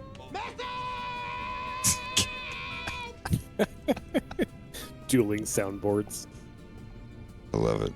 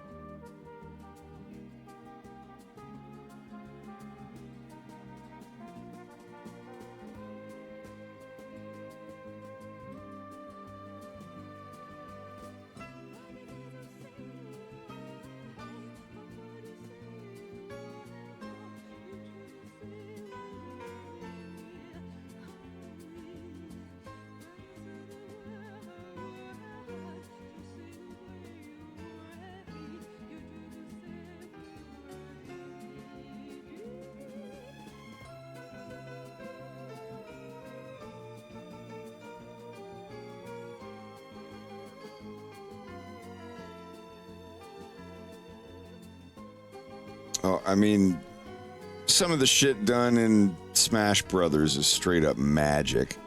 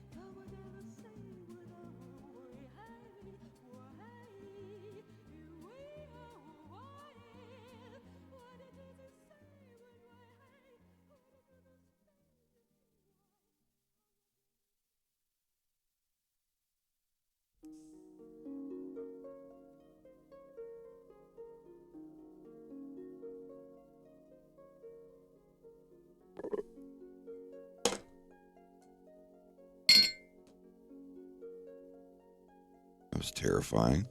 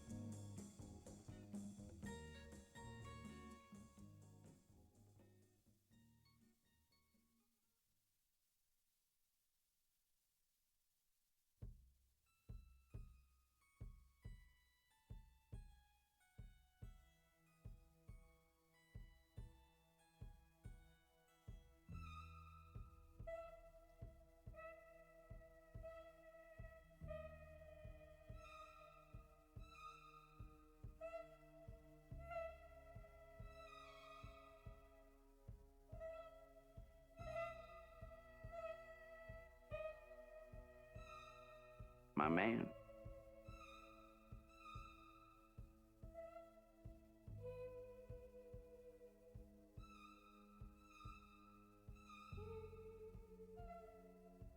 Oh, you've never seen Twin Peaks?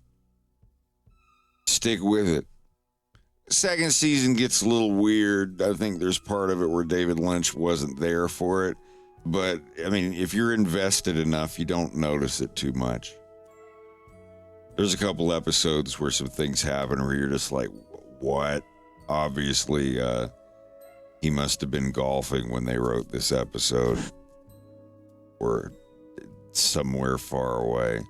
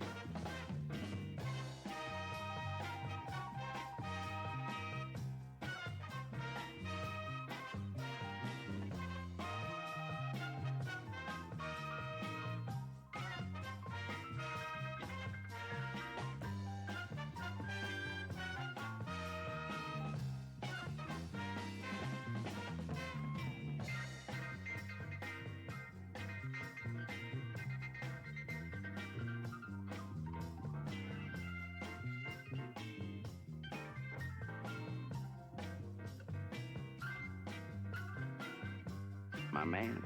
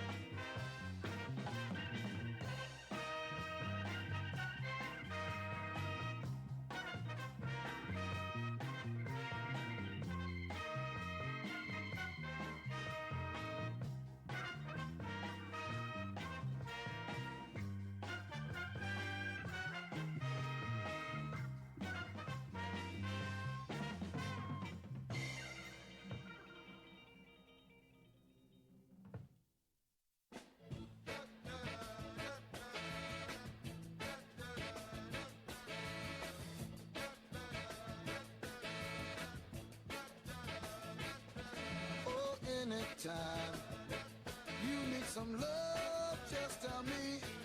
Yeah, anytime you feel alone, just tell me.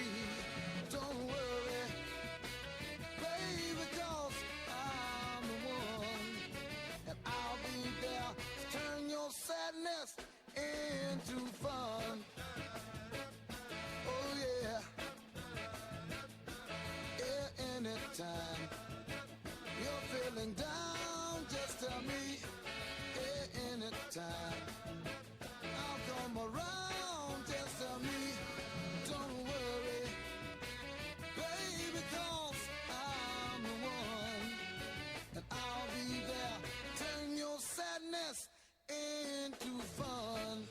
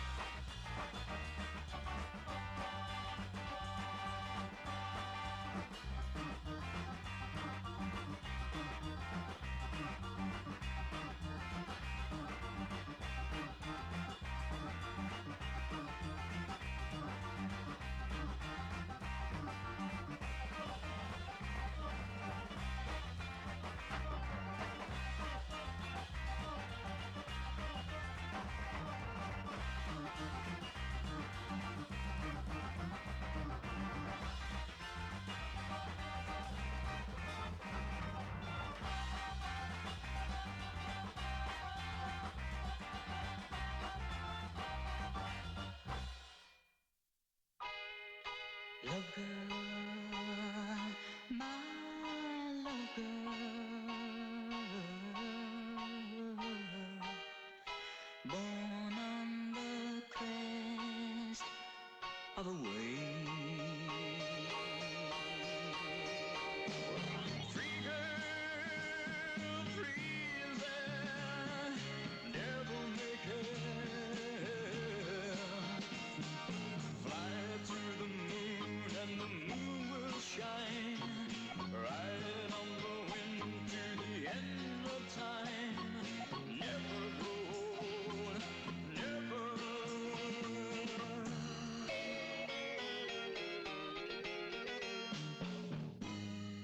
Jingle, my jingle, float on a cloud in the sky. Love girl, love to spare. What do you care? Free as the wind on a stormy day. Live while you're young and then fly away. Never, never, never go. Never, never, never go and gray. Love girl, my love girl, oh yeah, love girl, my love girl, oh yeah.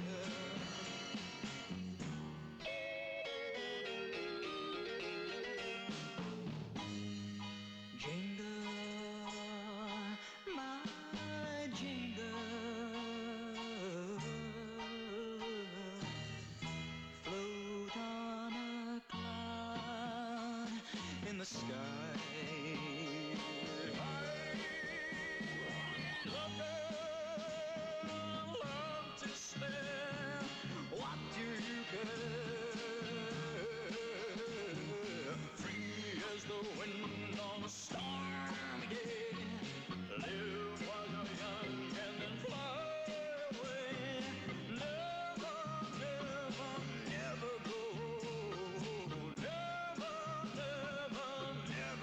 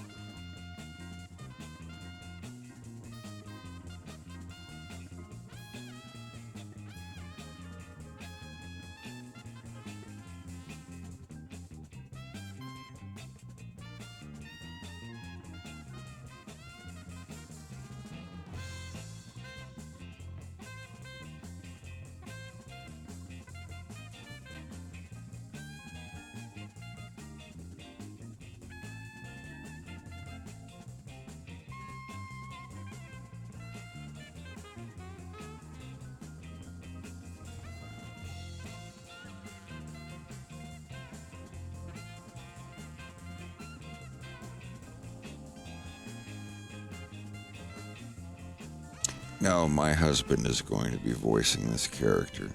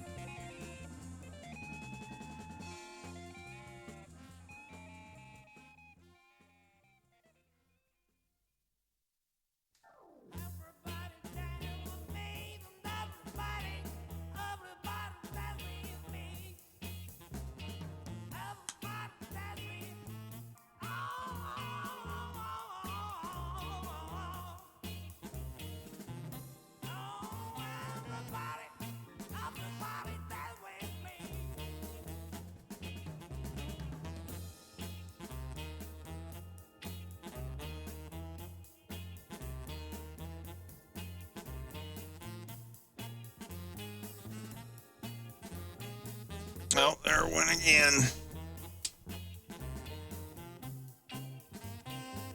Wonder what's causing that. It's worse every time. It's not a huge deal. It only takes a second to fix. But I have a feeling it's going to get worse. Well, it's Does been it a work? couple hours since the last one. Yeah. So it's been getting longer intervals, but still weird that it's doing it.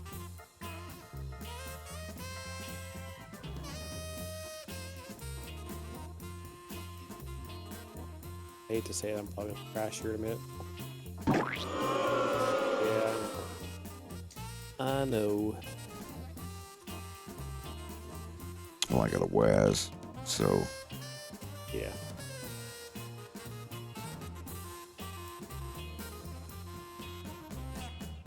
I will be right back. I'll come hug you. Good night. Sounds good. Puppy's been in bed for probably a good hour now. Damn. He's still on, Puppy doesn't know the daylight savings time.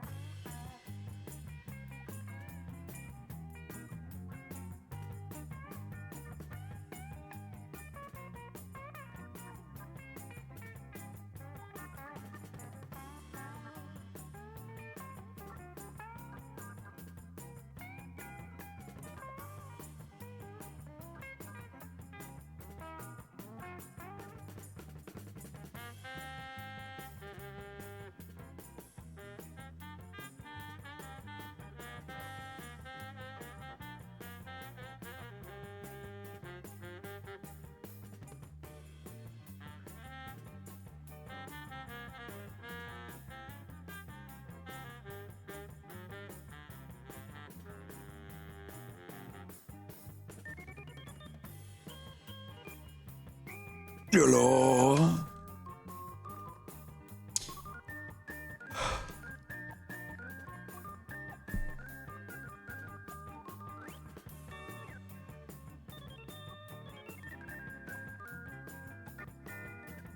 I may have ordered some Taco Bell.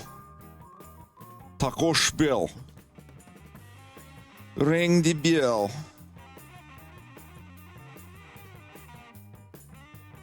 The puppy's laid out across half of the fucking bed.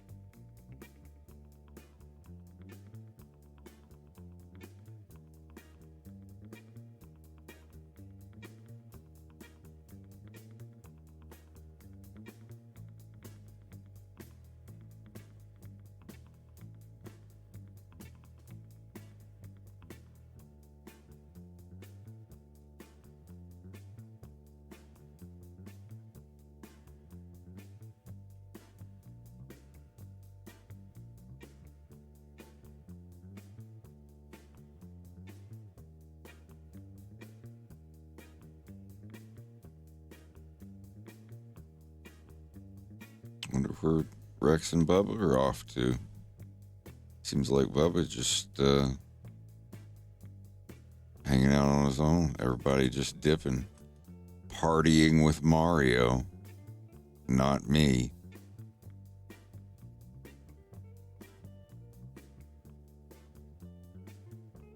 That's all right.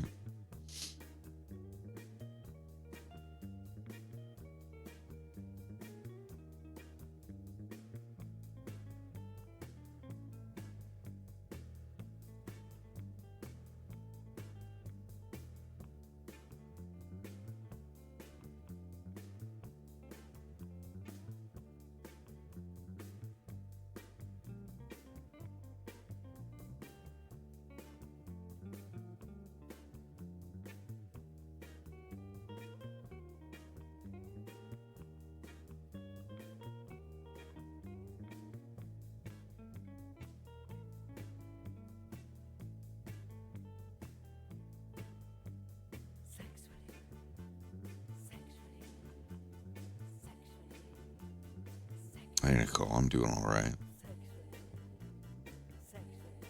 I still have a lot of my workroom to reorganize.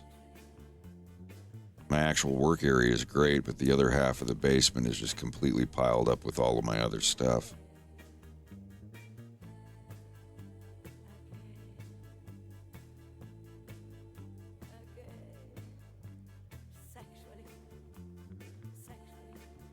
Sexually?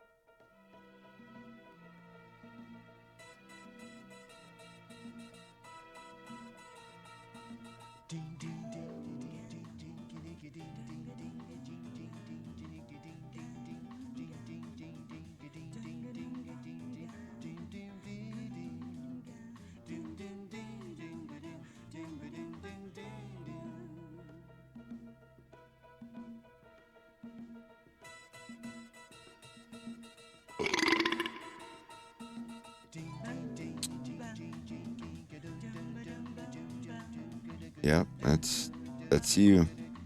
That's me. How's it going in here? It's going. I ordered Taco Bell, but I think my dude's gonna take 2 hours to get here. Maybe he'll go to Fredericton and pick you up something over there. Yeah, Then head back. he's gone off the radar. Oh, maybe he is going to Taco Bell now. I don't know. One of these motherfuckers went like all the way to Rothsay, and which is like 25 minutes across town. Hung out at a place for like 25 minutes.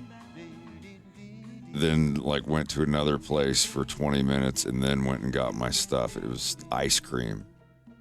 It was from the Sweet Jesus place, and it was just soup when it got here. Was that when we were there, or was that another time? No. No, yeah, it was while you were there.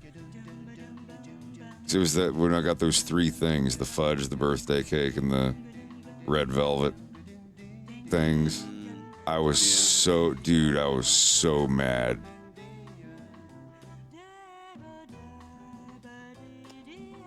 Rex and I made actually a pretty baller banana bread with like I custard heard. frosting. Speaking of cakes. Wait, banana bread with custard frosting? Yeah, I found That's this not recipe. fair. That's not fair. Well, you could make it easy. We used that bird custard that I got from Sobeys when I was up there because they don't have anything like that here for whatever reason.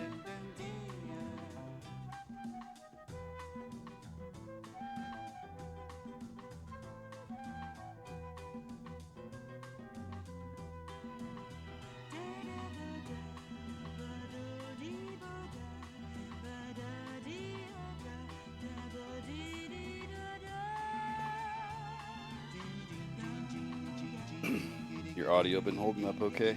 Yes. Yeah, that thing is kind of fixed for now. I mean, it's fixed. It's fixed. It just, I don't know. I still don't know why it all of a sudden required me to do that. Just makes me worried that my processor is on its way out. But I don't care. I've found a fix for it. Which is nice because I like being able to record the shit that I paid $500 for.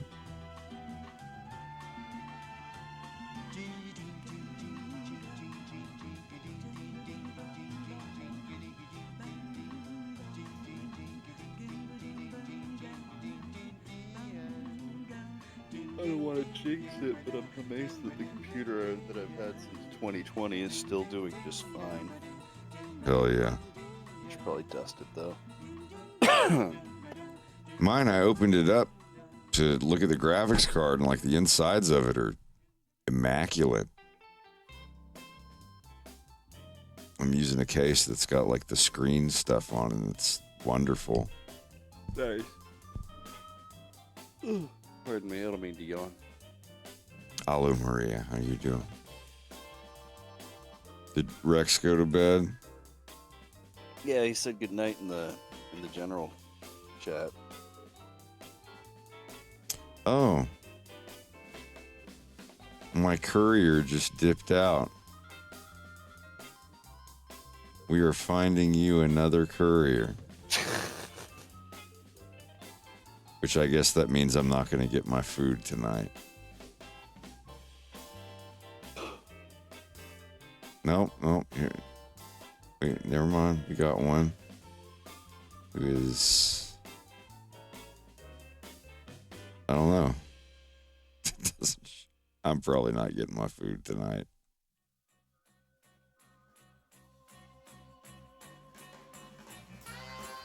Can you imagine that? A service that lets you order food and then it's like, oh, yeah, your delivery driver didn't want to deliver it, so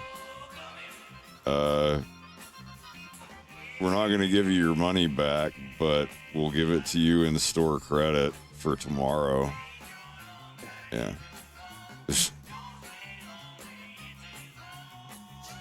I had a rather rude experience once with out here it's DoorDash or Uber Eats or whatever, but I think it's DoorDash that I was using. and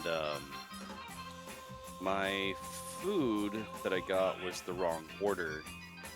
So I just messaged like the rep online to be like, "Hey, I got the wrong food order." And they were like, "I think you're just trying to scam because you got your food and you just want a refund." I'm like, I just want the right food. I don't want a refund. And then they just like ended the chat abruptly, and I took a screenshot, opened up a new help desk ticket to talk to somebody, and it was just like, I don't know who the fuck this person is, but I don't want a refund. I just wanted the food I ordered. What do I do? And they were oddly very apologetic about the whole thing and actually gave me a refund anyway, as well as placing the correct order for my food, which I guess was a As nice they should, 'cause turnaround, that's but- incredibly fucked up. Yeah, Can you this was imagine like, who the Domino's fuck did you Pizza? hire? Yeah, can you imagine ordering a pizza and just the pizza delivery guy be like, "Yeah, I don't feel like, nah, dude. Nah, you're just trying to do a thing, bro." And they're just like exiting the chat. Yeah. That's insane. I was shocked. Shocked and appalled. Well, not that shocked, but...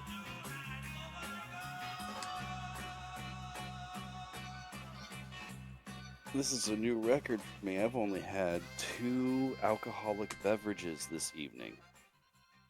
And I didn't start until 8 p.m. Damn.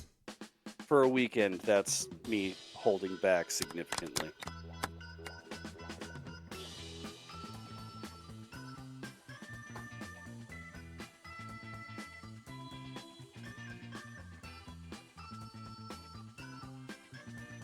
Booze.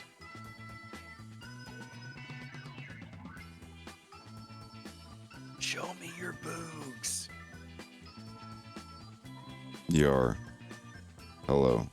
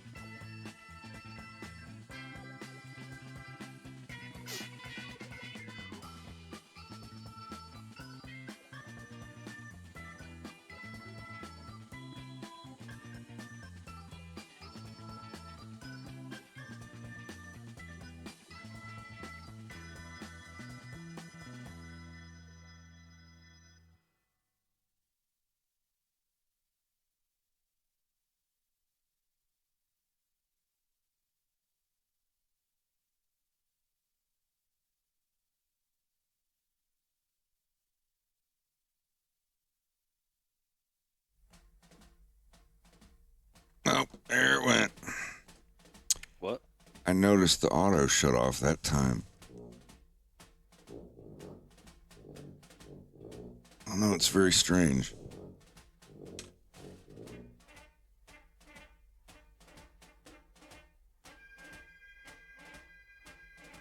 Hang tight.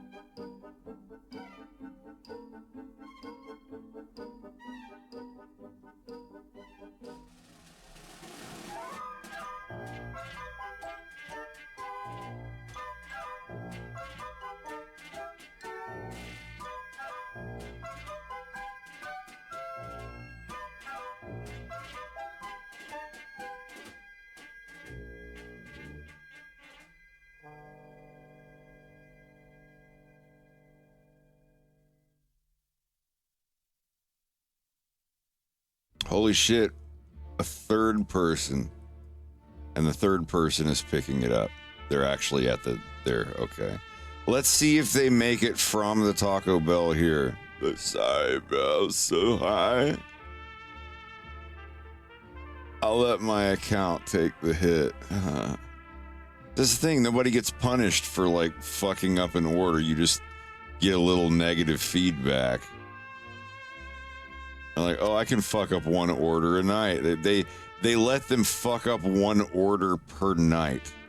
As in like forget it or whatever. Can you imagine like when I worked at Domino's Pizza, if I just didn't deliver a pizza and ate it or something, I'd be instantly fired. Like it's wild. I know that they get paid regardless, and they kind of half hope that if you cancel your order, they'll just collect the money on that rather than actually having to deal with getting the food and giving it to you. Yeah, I don't know who designed that shit, but it definitely needs reform. Yeah. Well, I'm sure you could let them know that you're going to do a wonderful YouTube review on their services and how much they suck. There's already like dozens. People are hungry. They want their shit. Yeah. They'll deal with getting ass fucked every now and then if the other 90% of the time the food shows up. That's the world we live in.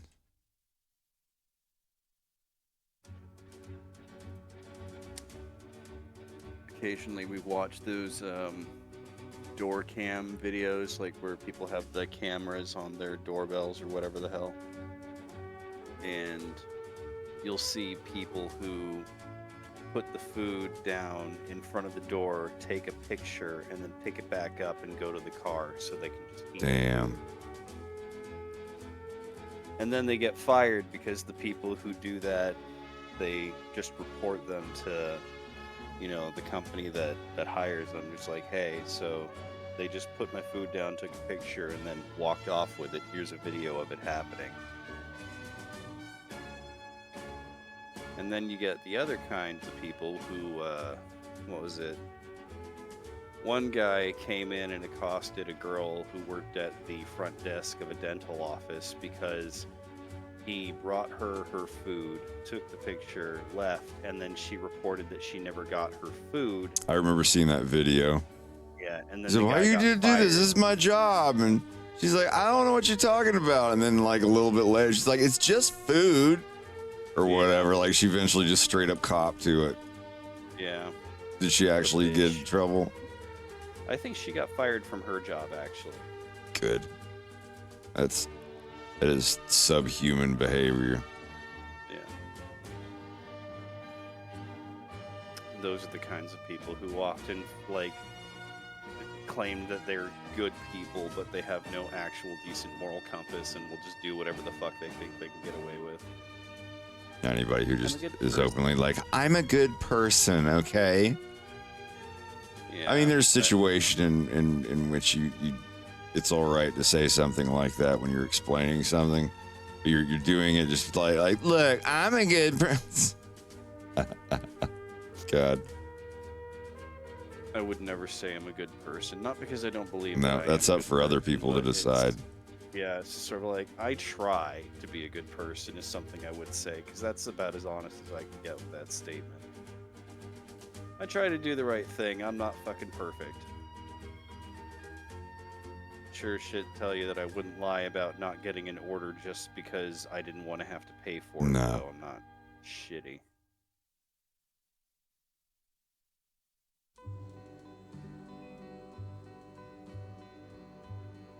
Man, I'm not really down with this whole daylight savings thing because I have been tired since like 5:30. Damn. As the sun going down, really, it gets dark, and then I'm just sort of like, hey, it's almost bedtime.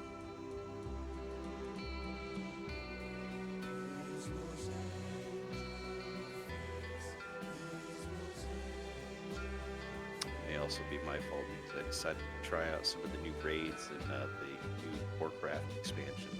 I haven't playing that in a long time. So. You're playing World of Warcraft? I turn it back on once Bruh. once in a while. Bruh. Eh, What you play doing? all my other games. Bruh, what you doing? Nah. Enjoying my free time as I see fit. Oh, yeah, It's I know alright, some people who said that. Yeah. Well, that's the thing, though, is like I can play through a bit of an expansion and then be like, all right, that was fun. Something else now. I don't. Half-lidded eyes, needle hanging out of a blue arm. Good God. Hey, man, I'm not hurting anybody. I'm just having a good.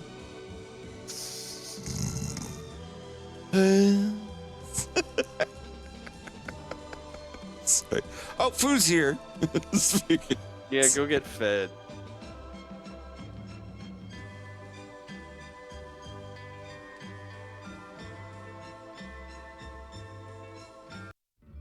I'm gonna turn this music back.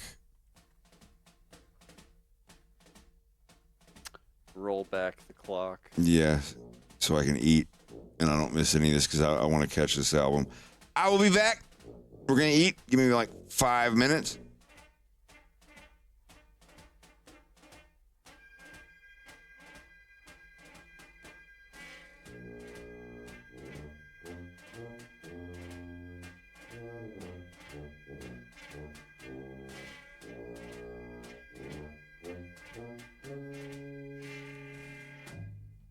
That's oddly the face I make when I need food.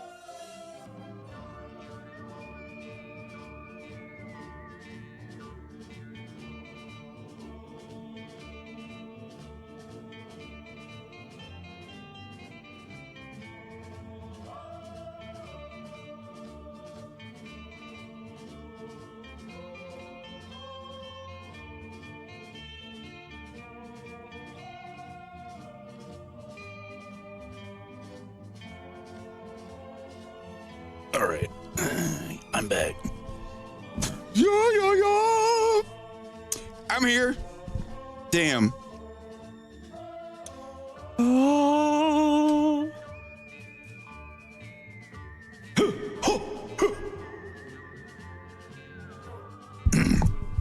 I'm here, though. Thank you for the raid, Leave-Mancer. How are y'all doing? Und friendy.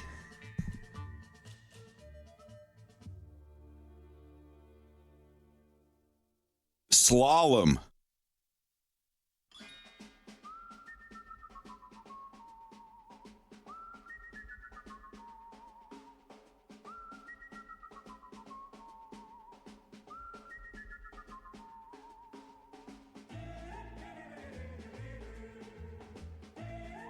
It was very good.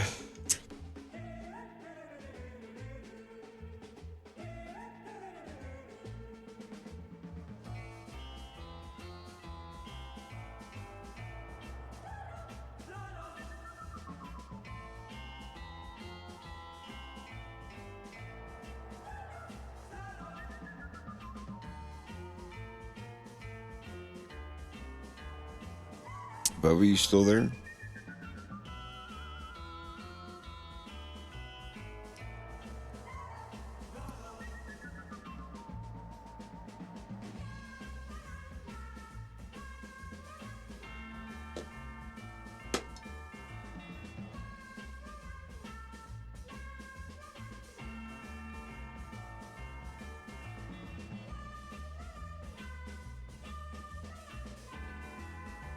It was 10. 10 out of 10. It's exactly what I wanted. How did I start animating? I got one of those little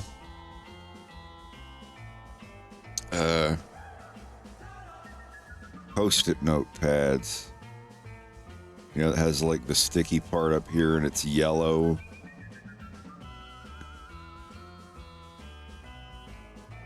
And I would just draw little Mortal Kombat fatalities. Yeah. On them. Sell them for extra lunch money.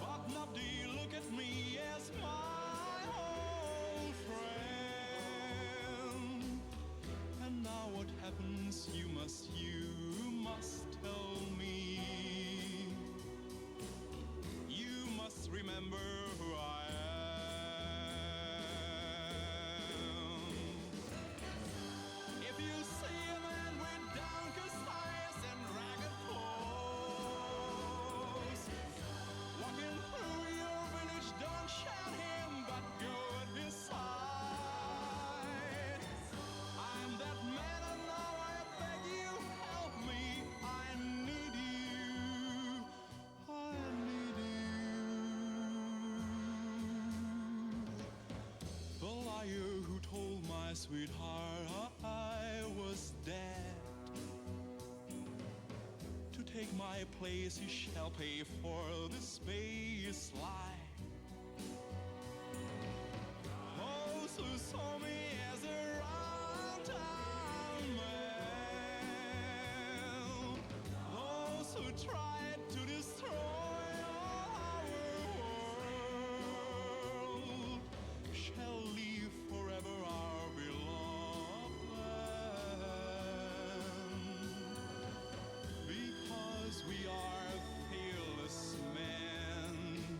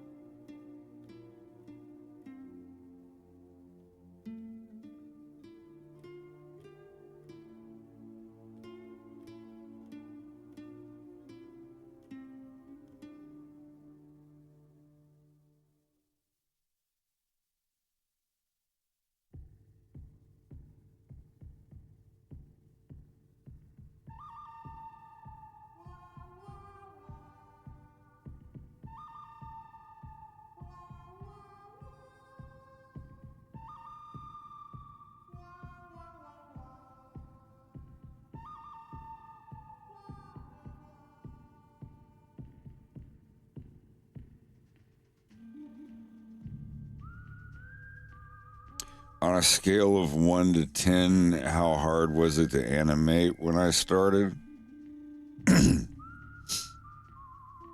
I don't know how to answer that because I just animated stick figures. I had no trouble. I loved doing it. Other kids in my class that had never even drawn before made flip books and stuff after I started making them. I just saw it on I think it was an episode of Lamb Chop or something when I was a kid. Or Sesame Street or something, I don't remember. But it showed how to make a flip book.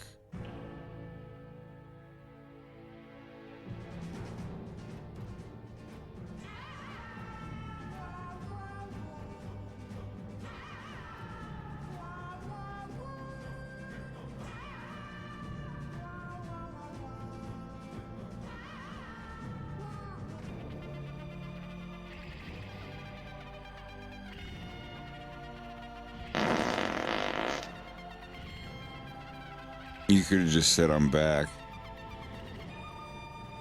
I did.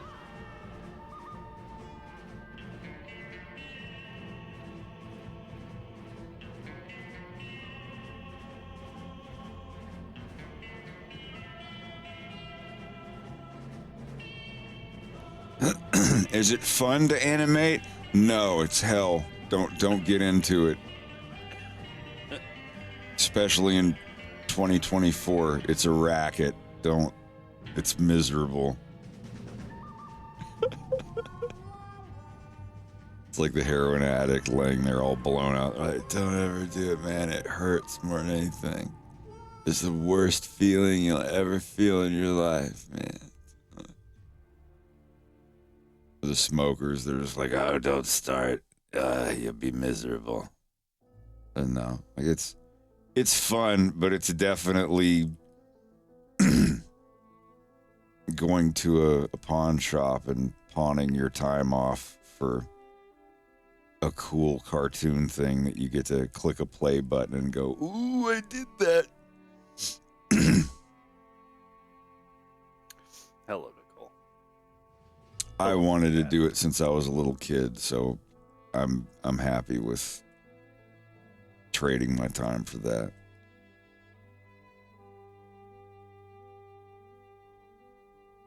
I've had so many damn stories in my head since I was a kid and teenager, 20-something.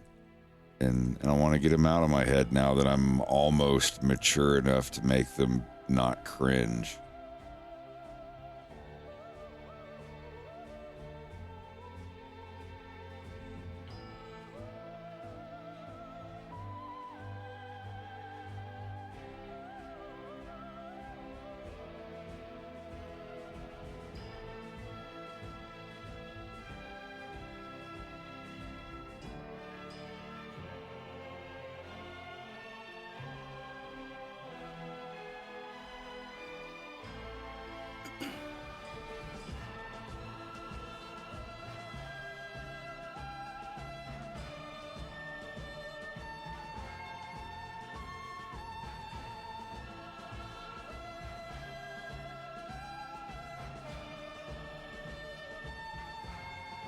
Whiskers will definitely be an after the fact thing.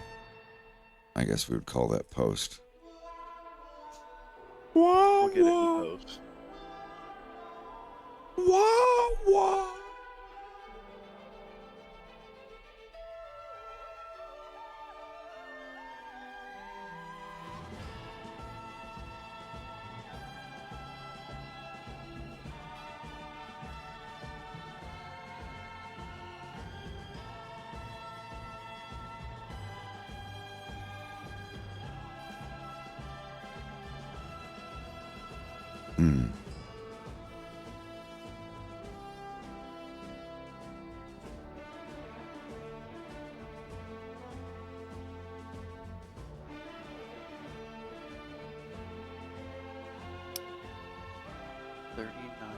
Subscribers. It says it been that long. Say what? I just put my mouse over the little star thing. I've been subscribed to your channel for 39 months. Oh, nice. You're I have no almost idea. there. Almost.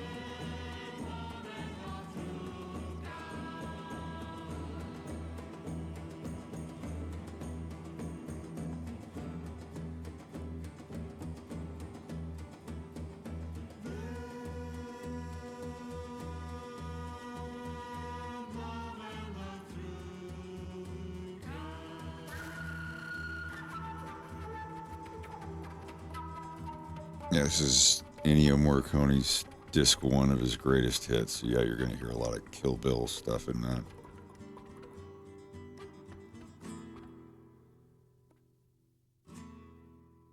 I may have thrown some Wild Arms in there.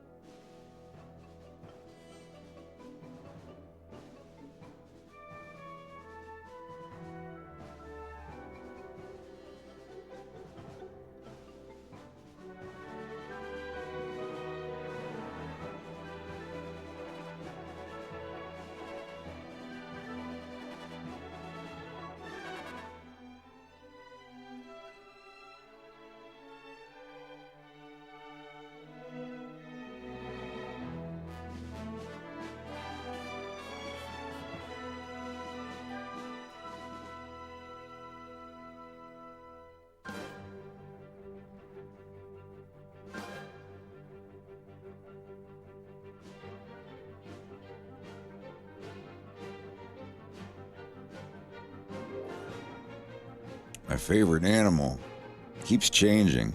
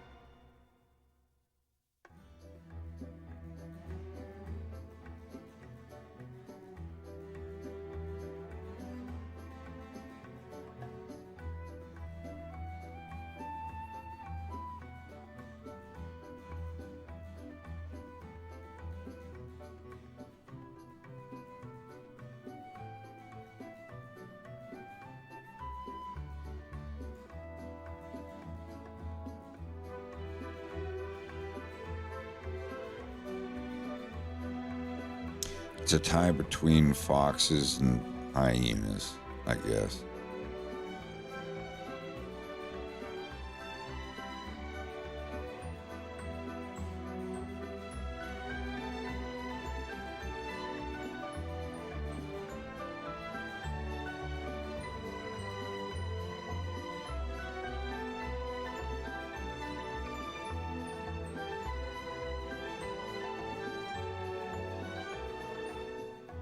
Okay, thanks. I'm glad you like the series. I'm starting to gain a little momentum and get a little help with it. So hopefully episode 3 will start coming out a little bit faster.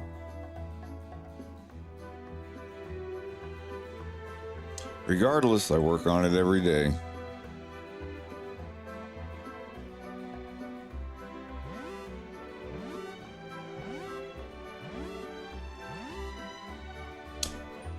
Werewolfer und Freunde, welcome.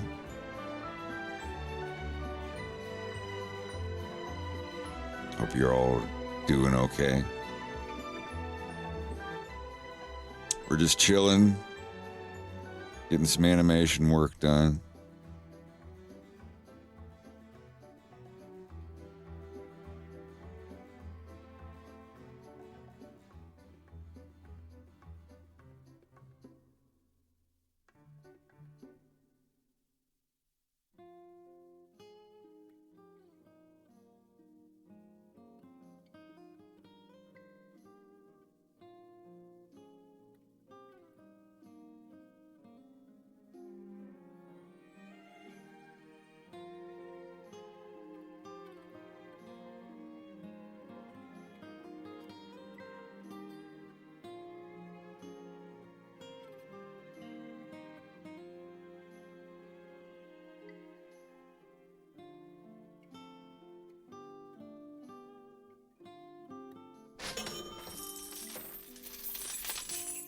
Esther, thank you for the $5. Much appreciated. I thought You take said my fiber. For the fiber. I was trying to take my hat off. Oh, no. Damn it. So that's what taking off Oh, a hat does. Holy shit. Oh. Bleh.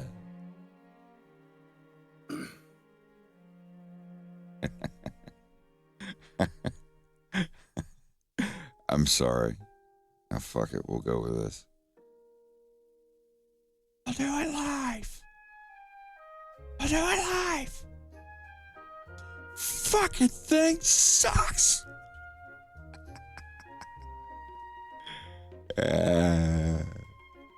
I really can just. That's all right. That's all right.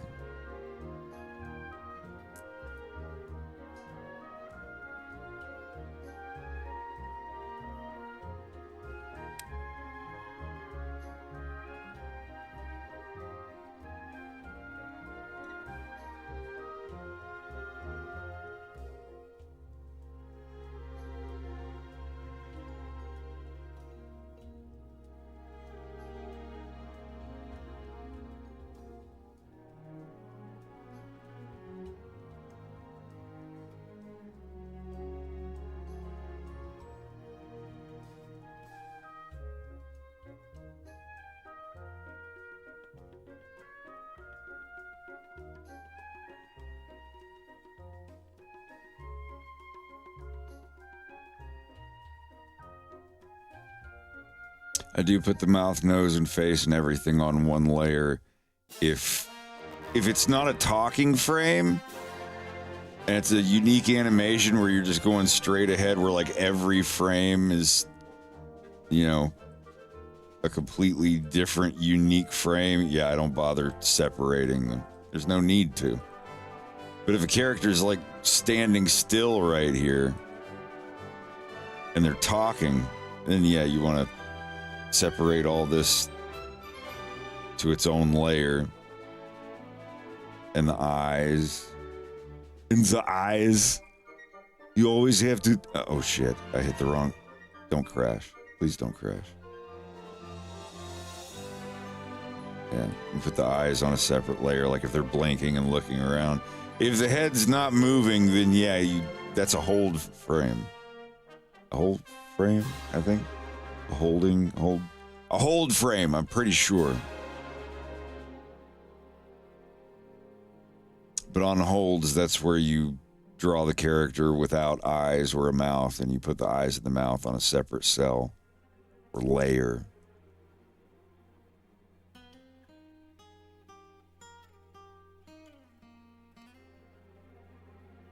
I think I'm going to cheat a little bit here.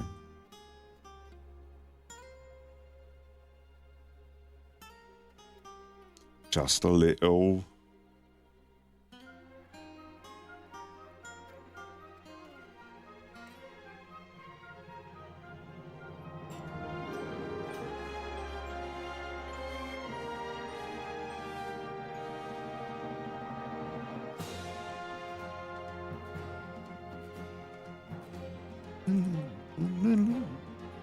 Oh, wait.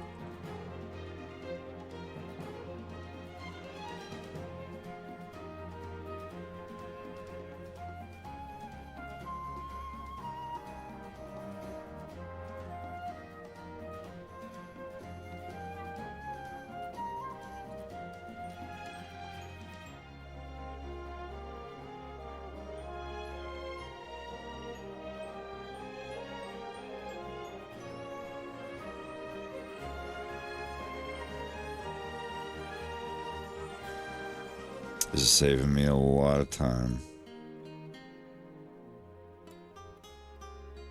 It's still only every other frame.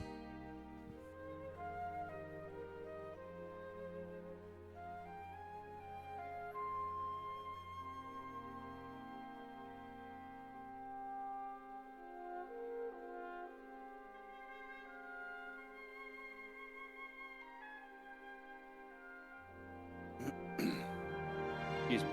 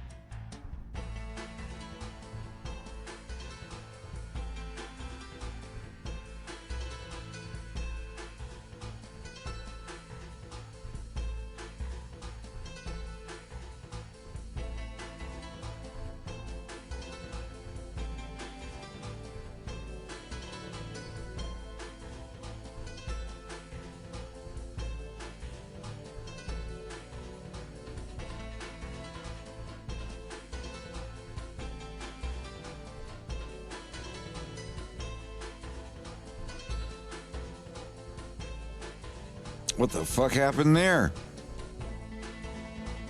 Yeah, I don't know. It just... That's really strange. My face cam just goes... Why did it do that? I saw that. Did you all see that? It just... The camera died and he just dove down. I think this is an update from FaceRig.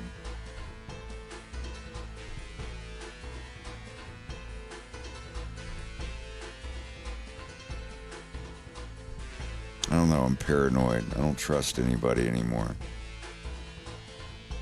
Not the companies, at least. Well, anyhow.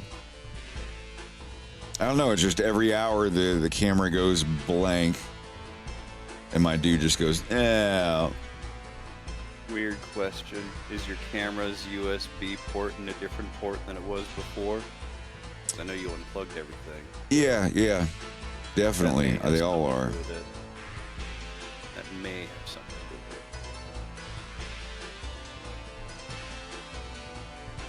with it. I could give it a try to a different one later. Yeah, Next time it goes out.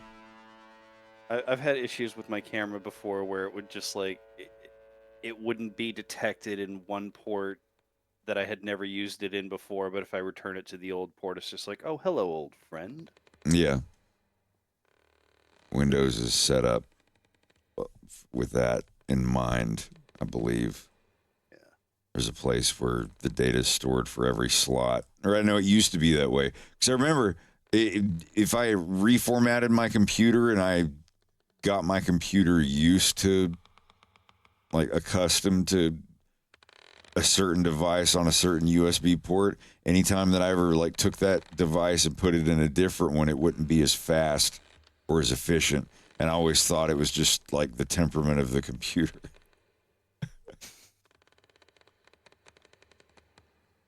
Yeah.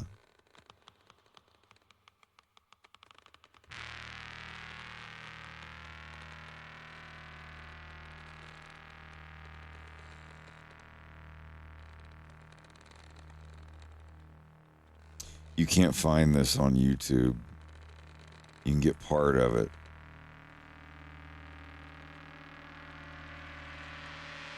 But all 4 parts you can't, no.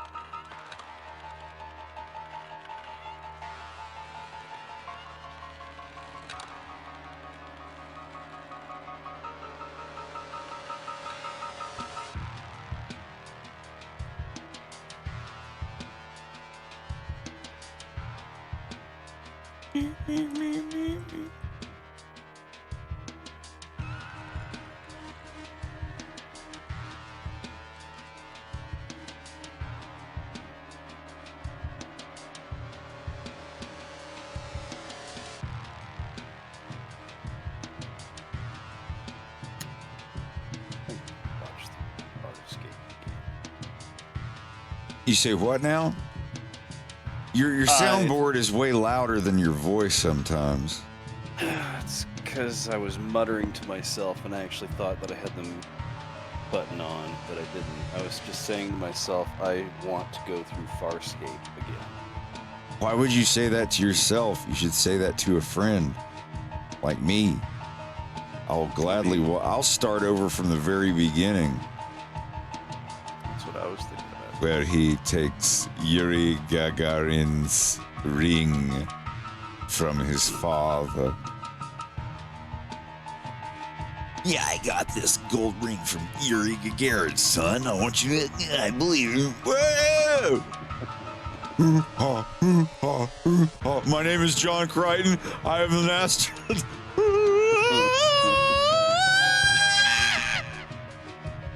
directed by, like, you know. There's If so you know, many you things know. about that show were great. I'm just saying. I love it. I love it. I want to go through it again. From the music never to the have it. characters to the puppetry. Yeah.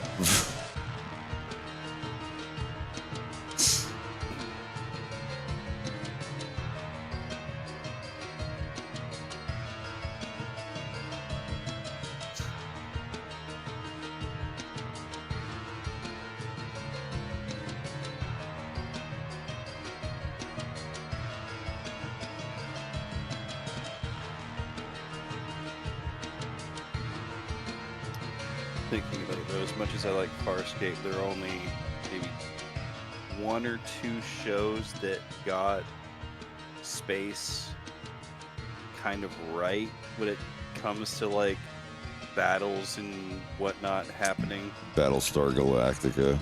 Yeah, like all the explosions and all the gunfire extremely muffled when it was the view from outside of the cockpit, because that is correct. There's no air or gas. That's or my sound waves to compromise, travel where it's through. like, yeah, there's no sound, but you know, maybe there's some other resonance that causes your cockpit to hum. Yeah, yeah.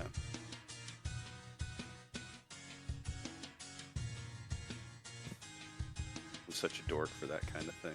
What was it? It was a So, like, Battlestar Galactica Firefly. was one. Was it like Firefly may have done it? Yeah. Actually, now Firefly that was you the mention one where there was no sound at all. it. Yeah. They blew something up in space. It cut to an outside shot with no sound and a somber country violin track or something. Yeah. Was it Babylon 5 that was the other one?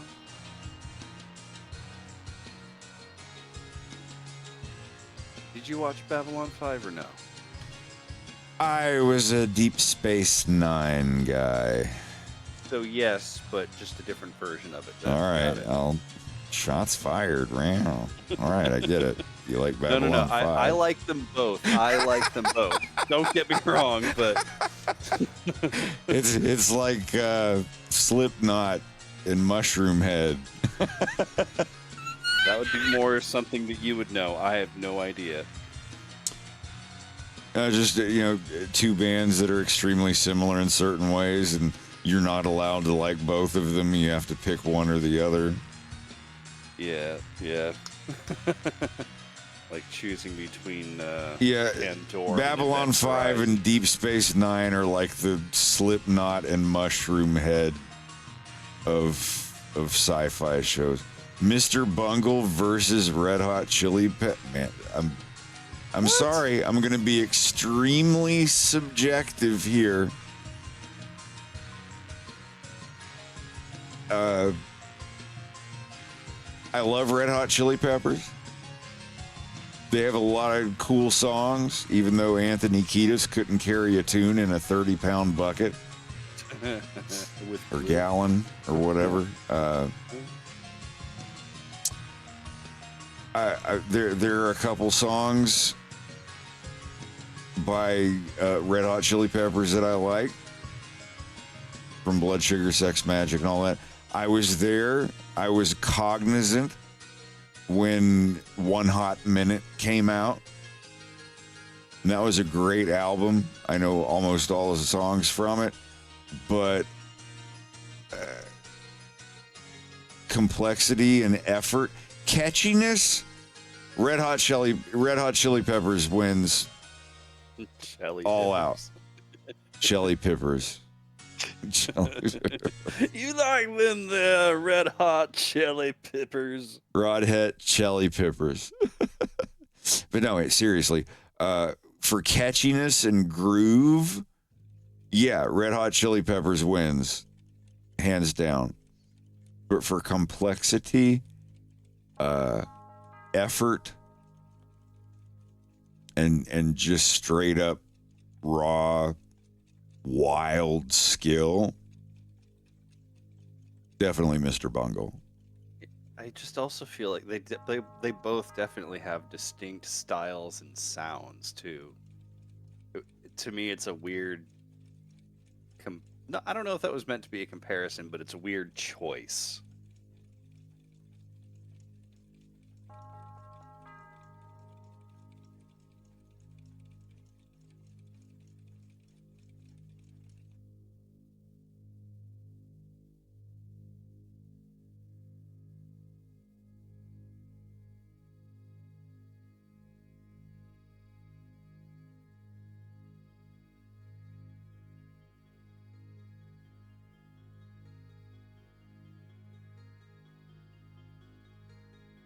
And commenting on Palmer Husky saying that he wished that DS9 had a couple more seasons.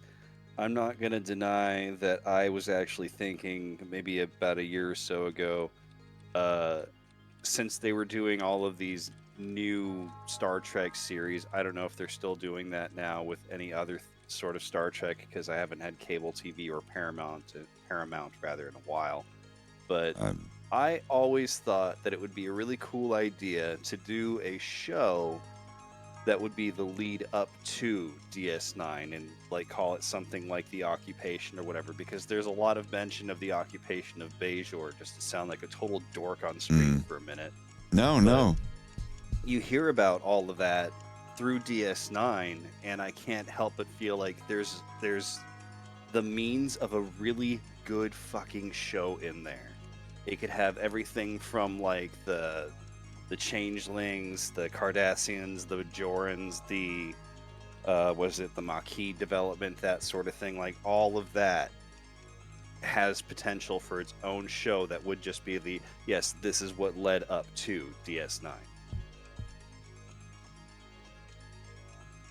But I don't think they'll ever do it. They could get No, we've got new Trek now, and I'm not interested.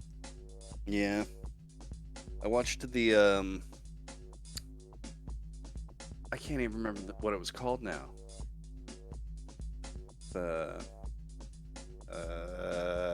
Spock was like young Spock was like one of the characters that they were searching for in one of the newer series or whatever, and that one was actually that was doing all right. They had some interesting ideas going on there, but then I just kind of lost interest after a while.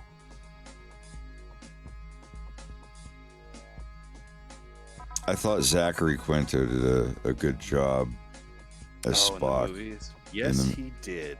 I know that the new movies weren't like that great or whatever, but I liked him. Like I saw the first movie, and then I saw the second one once. I don't remember much about it. Yeah, I guess they I think that they were going to do a fourth one, but then that got canned. Which, you know, what a note to end on, because that third one was it was okay. I don't think I saw it. I don't remember it, at least. But no, the first one, like where he faked the allergic reaction, or they injected him on purpose. Yeah. And he started swelling up, and he's like, "Voo, voo, voo." Like that. Like, I liked that movie. I thought that movie was good. I enjoyed it. I really did. That was a really good one. I even liked Benedict Cumberbatch in the second one as Khan. God, yeah, he was so good as Khan. I saw it once. I don't remember anything cringy or horrible about it, and I didn't get a chance to see the third one. But I know it's technically sold it well. Personal opinion, it sold the whole story. It was a little bit of a different take, if you remember any of it. But like, and it's it was fine. good. It was fine. still good. Very rarely can somebody do like, up, I'm doing a remake and have it be fine, and it was actually fine. Yeah. So go ahead. I know it's new Trek or whatever, but like I'm not one of those like it has to be exactly my way, or it's garbage, or it's woke, or blah blah blah. Like I don't give a fuck about that shit. Like I get it. Things change. It's a new iteration. I don't just want an HD remaster. I want a remake. Like if also you're like if the you're gonna idea- do a remake, you got to do it right though, because they're a dime a dozen these days. I also like the idea of newer generations having the show Star Trek. Yeah, and it's like we have what it The was all Thing about. by John Carpenter. Back in the 50s, they had The Thing from another world. Yeah. And they're not all exactly the same, but Yeah. It just to encourage the newer generations to have something that would inspire them for, like, you know, imagination, it just wonderment, and it just hope needs to be for a good though. future. Yeah. That's the thing. We had stuff that came out in our generation, and if it was dog shit, it's like, yeah, I could tell it was lazy. You know, some things you saw in theaters, and you're like, whoa, it was really cool, and you go back and watch it, and you're like, oh, actually, it kind of wasn't. It was kind of lame. But I have the maturity, and the I'm secure enough with my self, I guess, that I could go back and look at movies that I loved, and I can tell you if they don't hold up. Some of them, like if they're like hardcore favorites, I'm gonna have a little bias, but like John Leguizamo's The Pest, like that. There was a time in my life that I knew the entire script of that movie by heart because I saw it like 400 times. Yeah, I heard Godzilla -1 was good. On the note of John Leguizamo, I think my favorite role that he played in anything in the 90s was when he was Tybalt in Romeo and Juliet, because he just fucking nailed it. There's a lot of compilation videos of him doing that. God, he was just so good at it.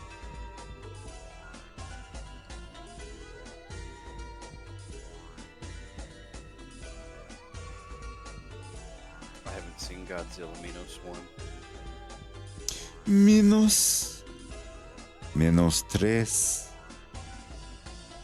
You said Minos in that cadence and tone, and you put the fucking Final Fantasy VIII Sorceress music in my head. I need to finish 7. The remake or the original? Well, I want to finish the original before I even go anywhere near the remake. I started watching someone play the remake from the beginning, and I started getting the man blinks. Got all misty-eyed, and I was like, I need to enjoy your game, but holy fuck, it was like a dream. It's like to people now what that one was back then. I mean, the graphics weren't mind-blowing or anything, but it was still the most graphical RPG game that existed at the time. God, what a good game. They're still making stories based off of that one. Yeah. Even though a lot of them are supposed to just kind of be, you know, completely different stories, different places. Like, that's one that they just can't stay away from. I want to go back. I want to look at a guide and go back and start over Parasite Eve.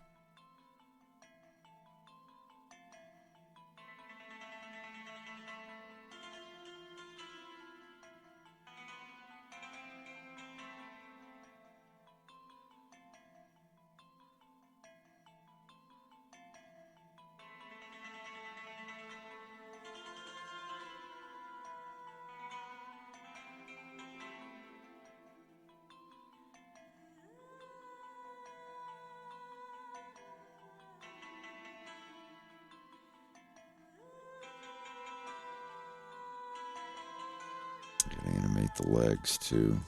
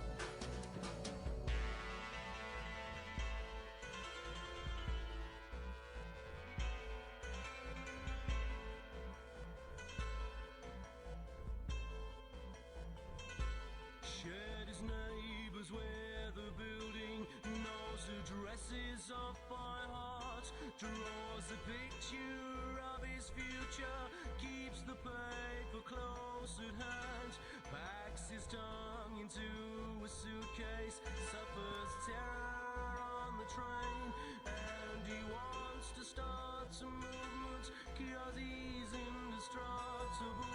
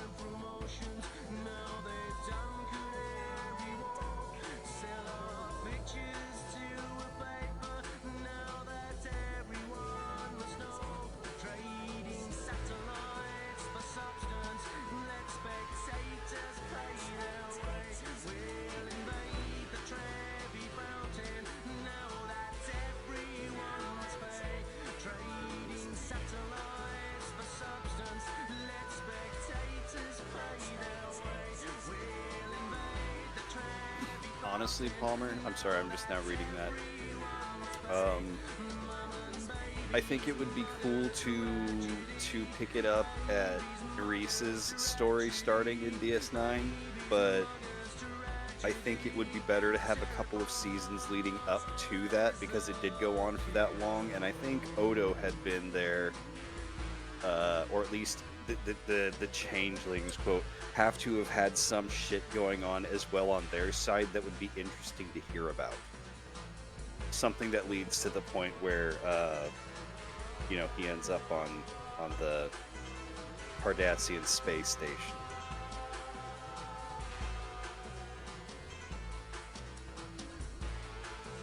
But I definitely think that her family and her growing up kind of, or at least wherever they choose to pick up from her, probably even just her early childhood, because you see some of that in DS9. But that would be an interesting place to just like sort of see how all of that goes and how all of these characters that show up for maybe an episode and die, or spoiler it, if you haven't seen DS9 by now, well, you should.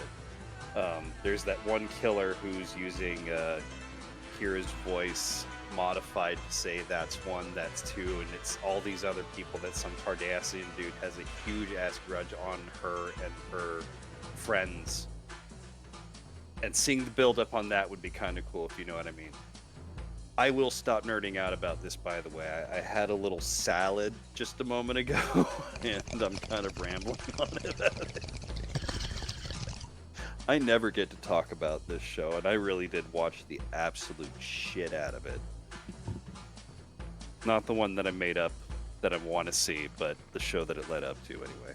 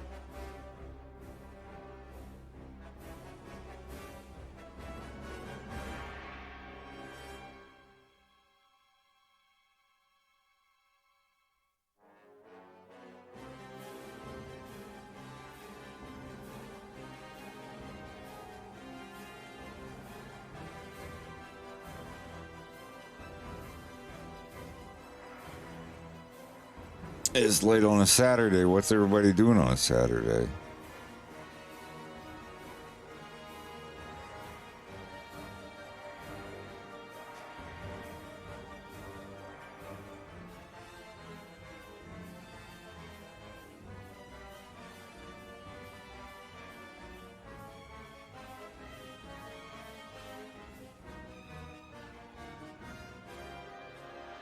I'm currently debating drawing up a sketch for either one of the hyena dudes that I draw, the rhino guy that I draw, or a zebra guy for a friend who I've never drawn.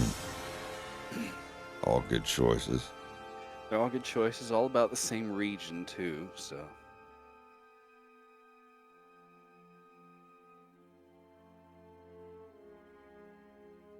What, in the fictional world or what? I mean, they're all animals from the same continent. Oh, so. okay. I didn't know if you meant like in the canon of your story. Oh, well, no. Like, the hyenas and the rhino are, yeah, but these are just fun drawings of them, not canonical ones. I got you.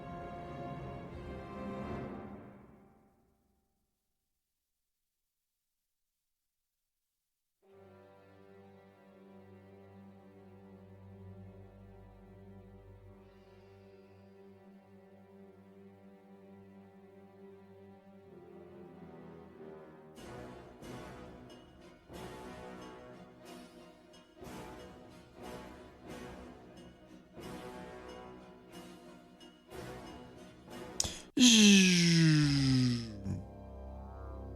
it the? Yeah.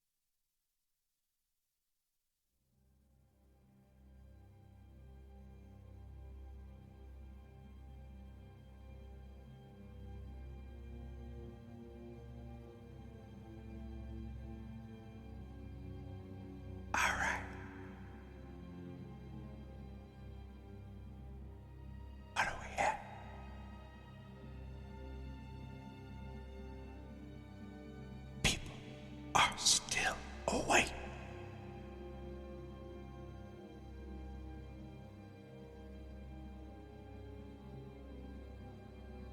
Anyhow, I'm going to go ahead and hop off here. It's been exactly 6 hours.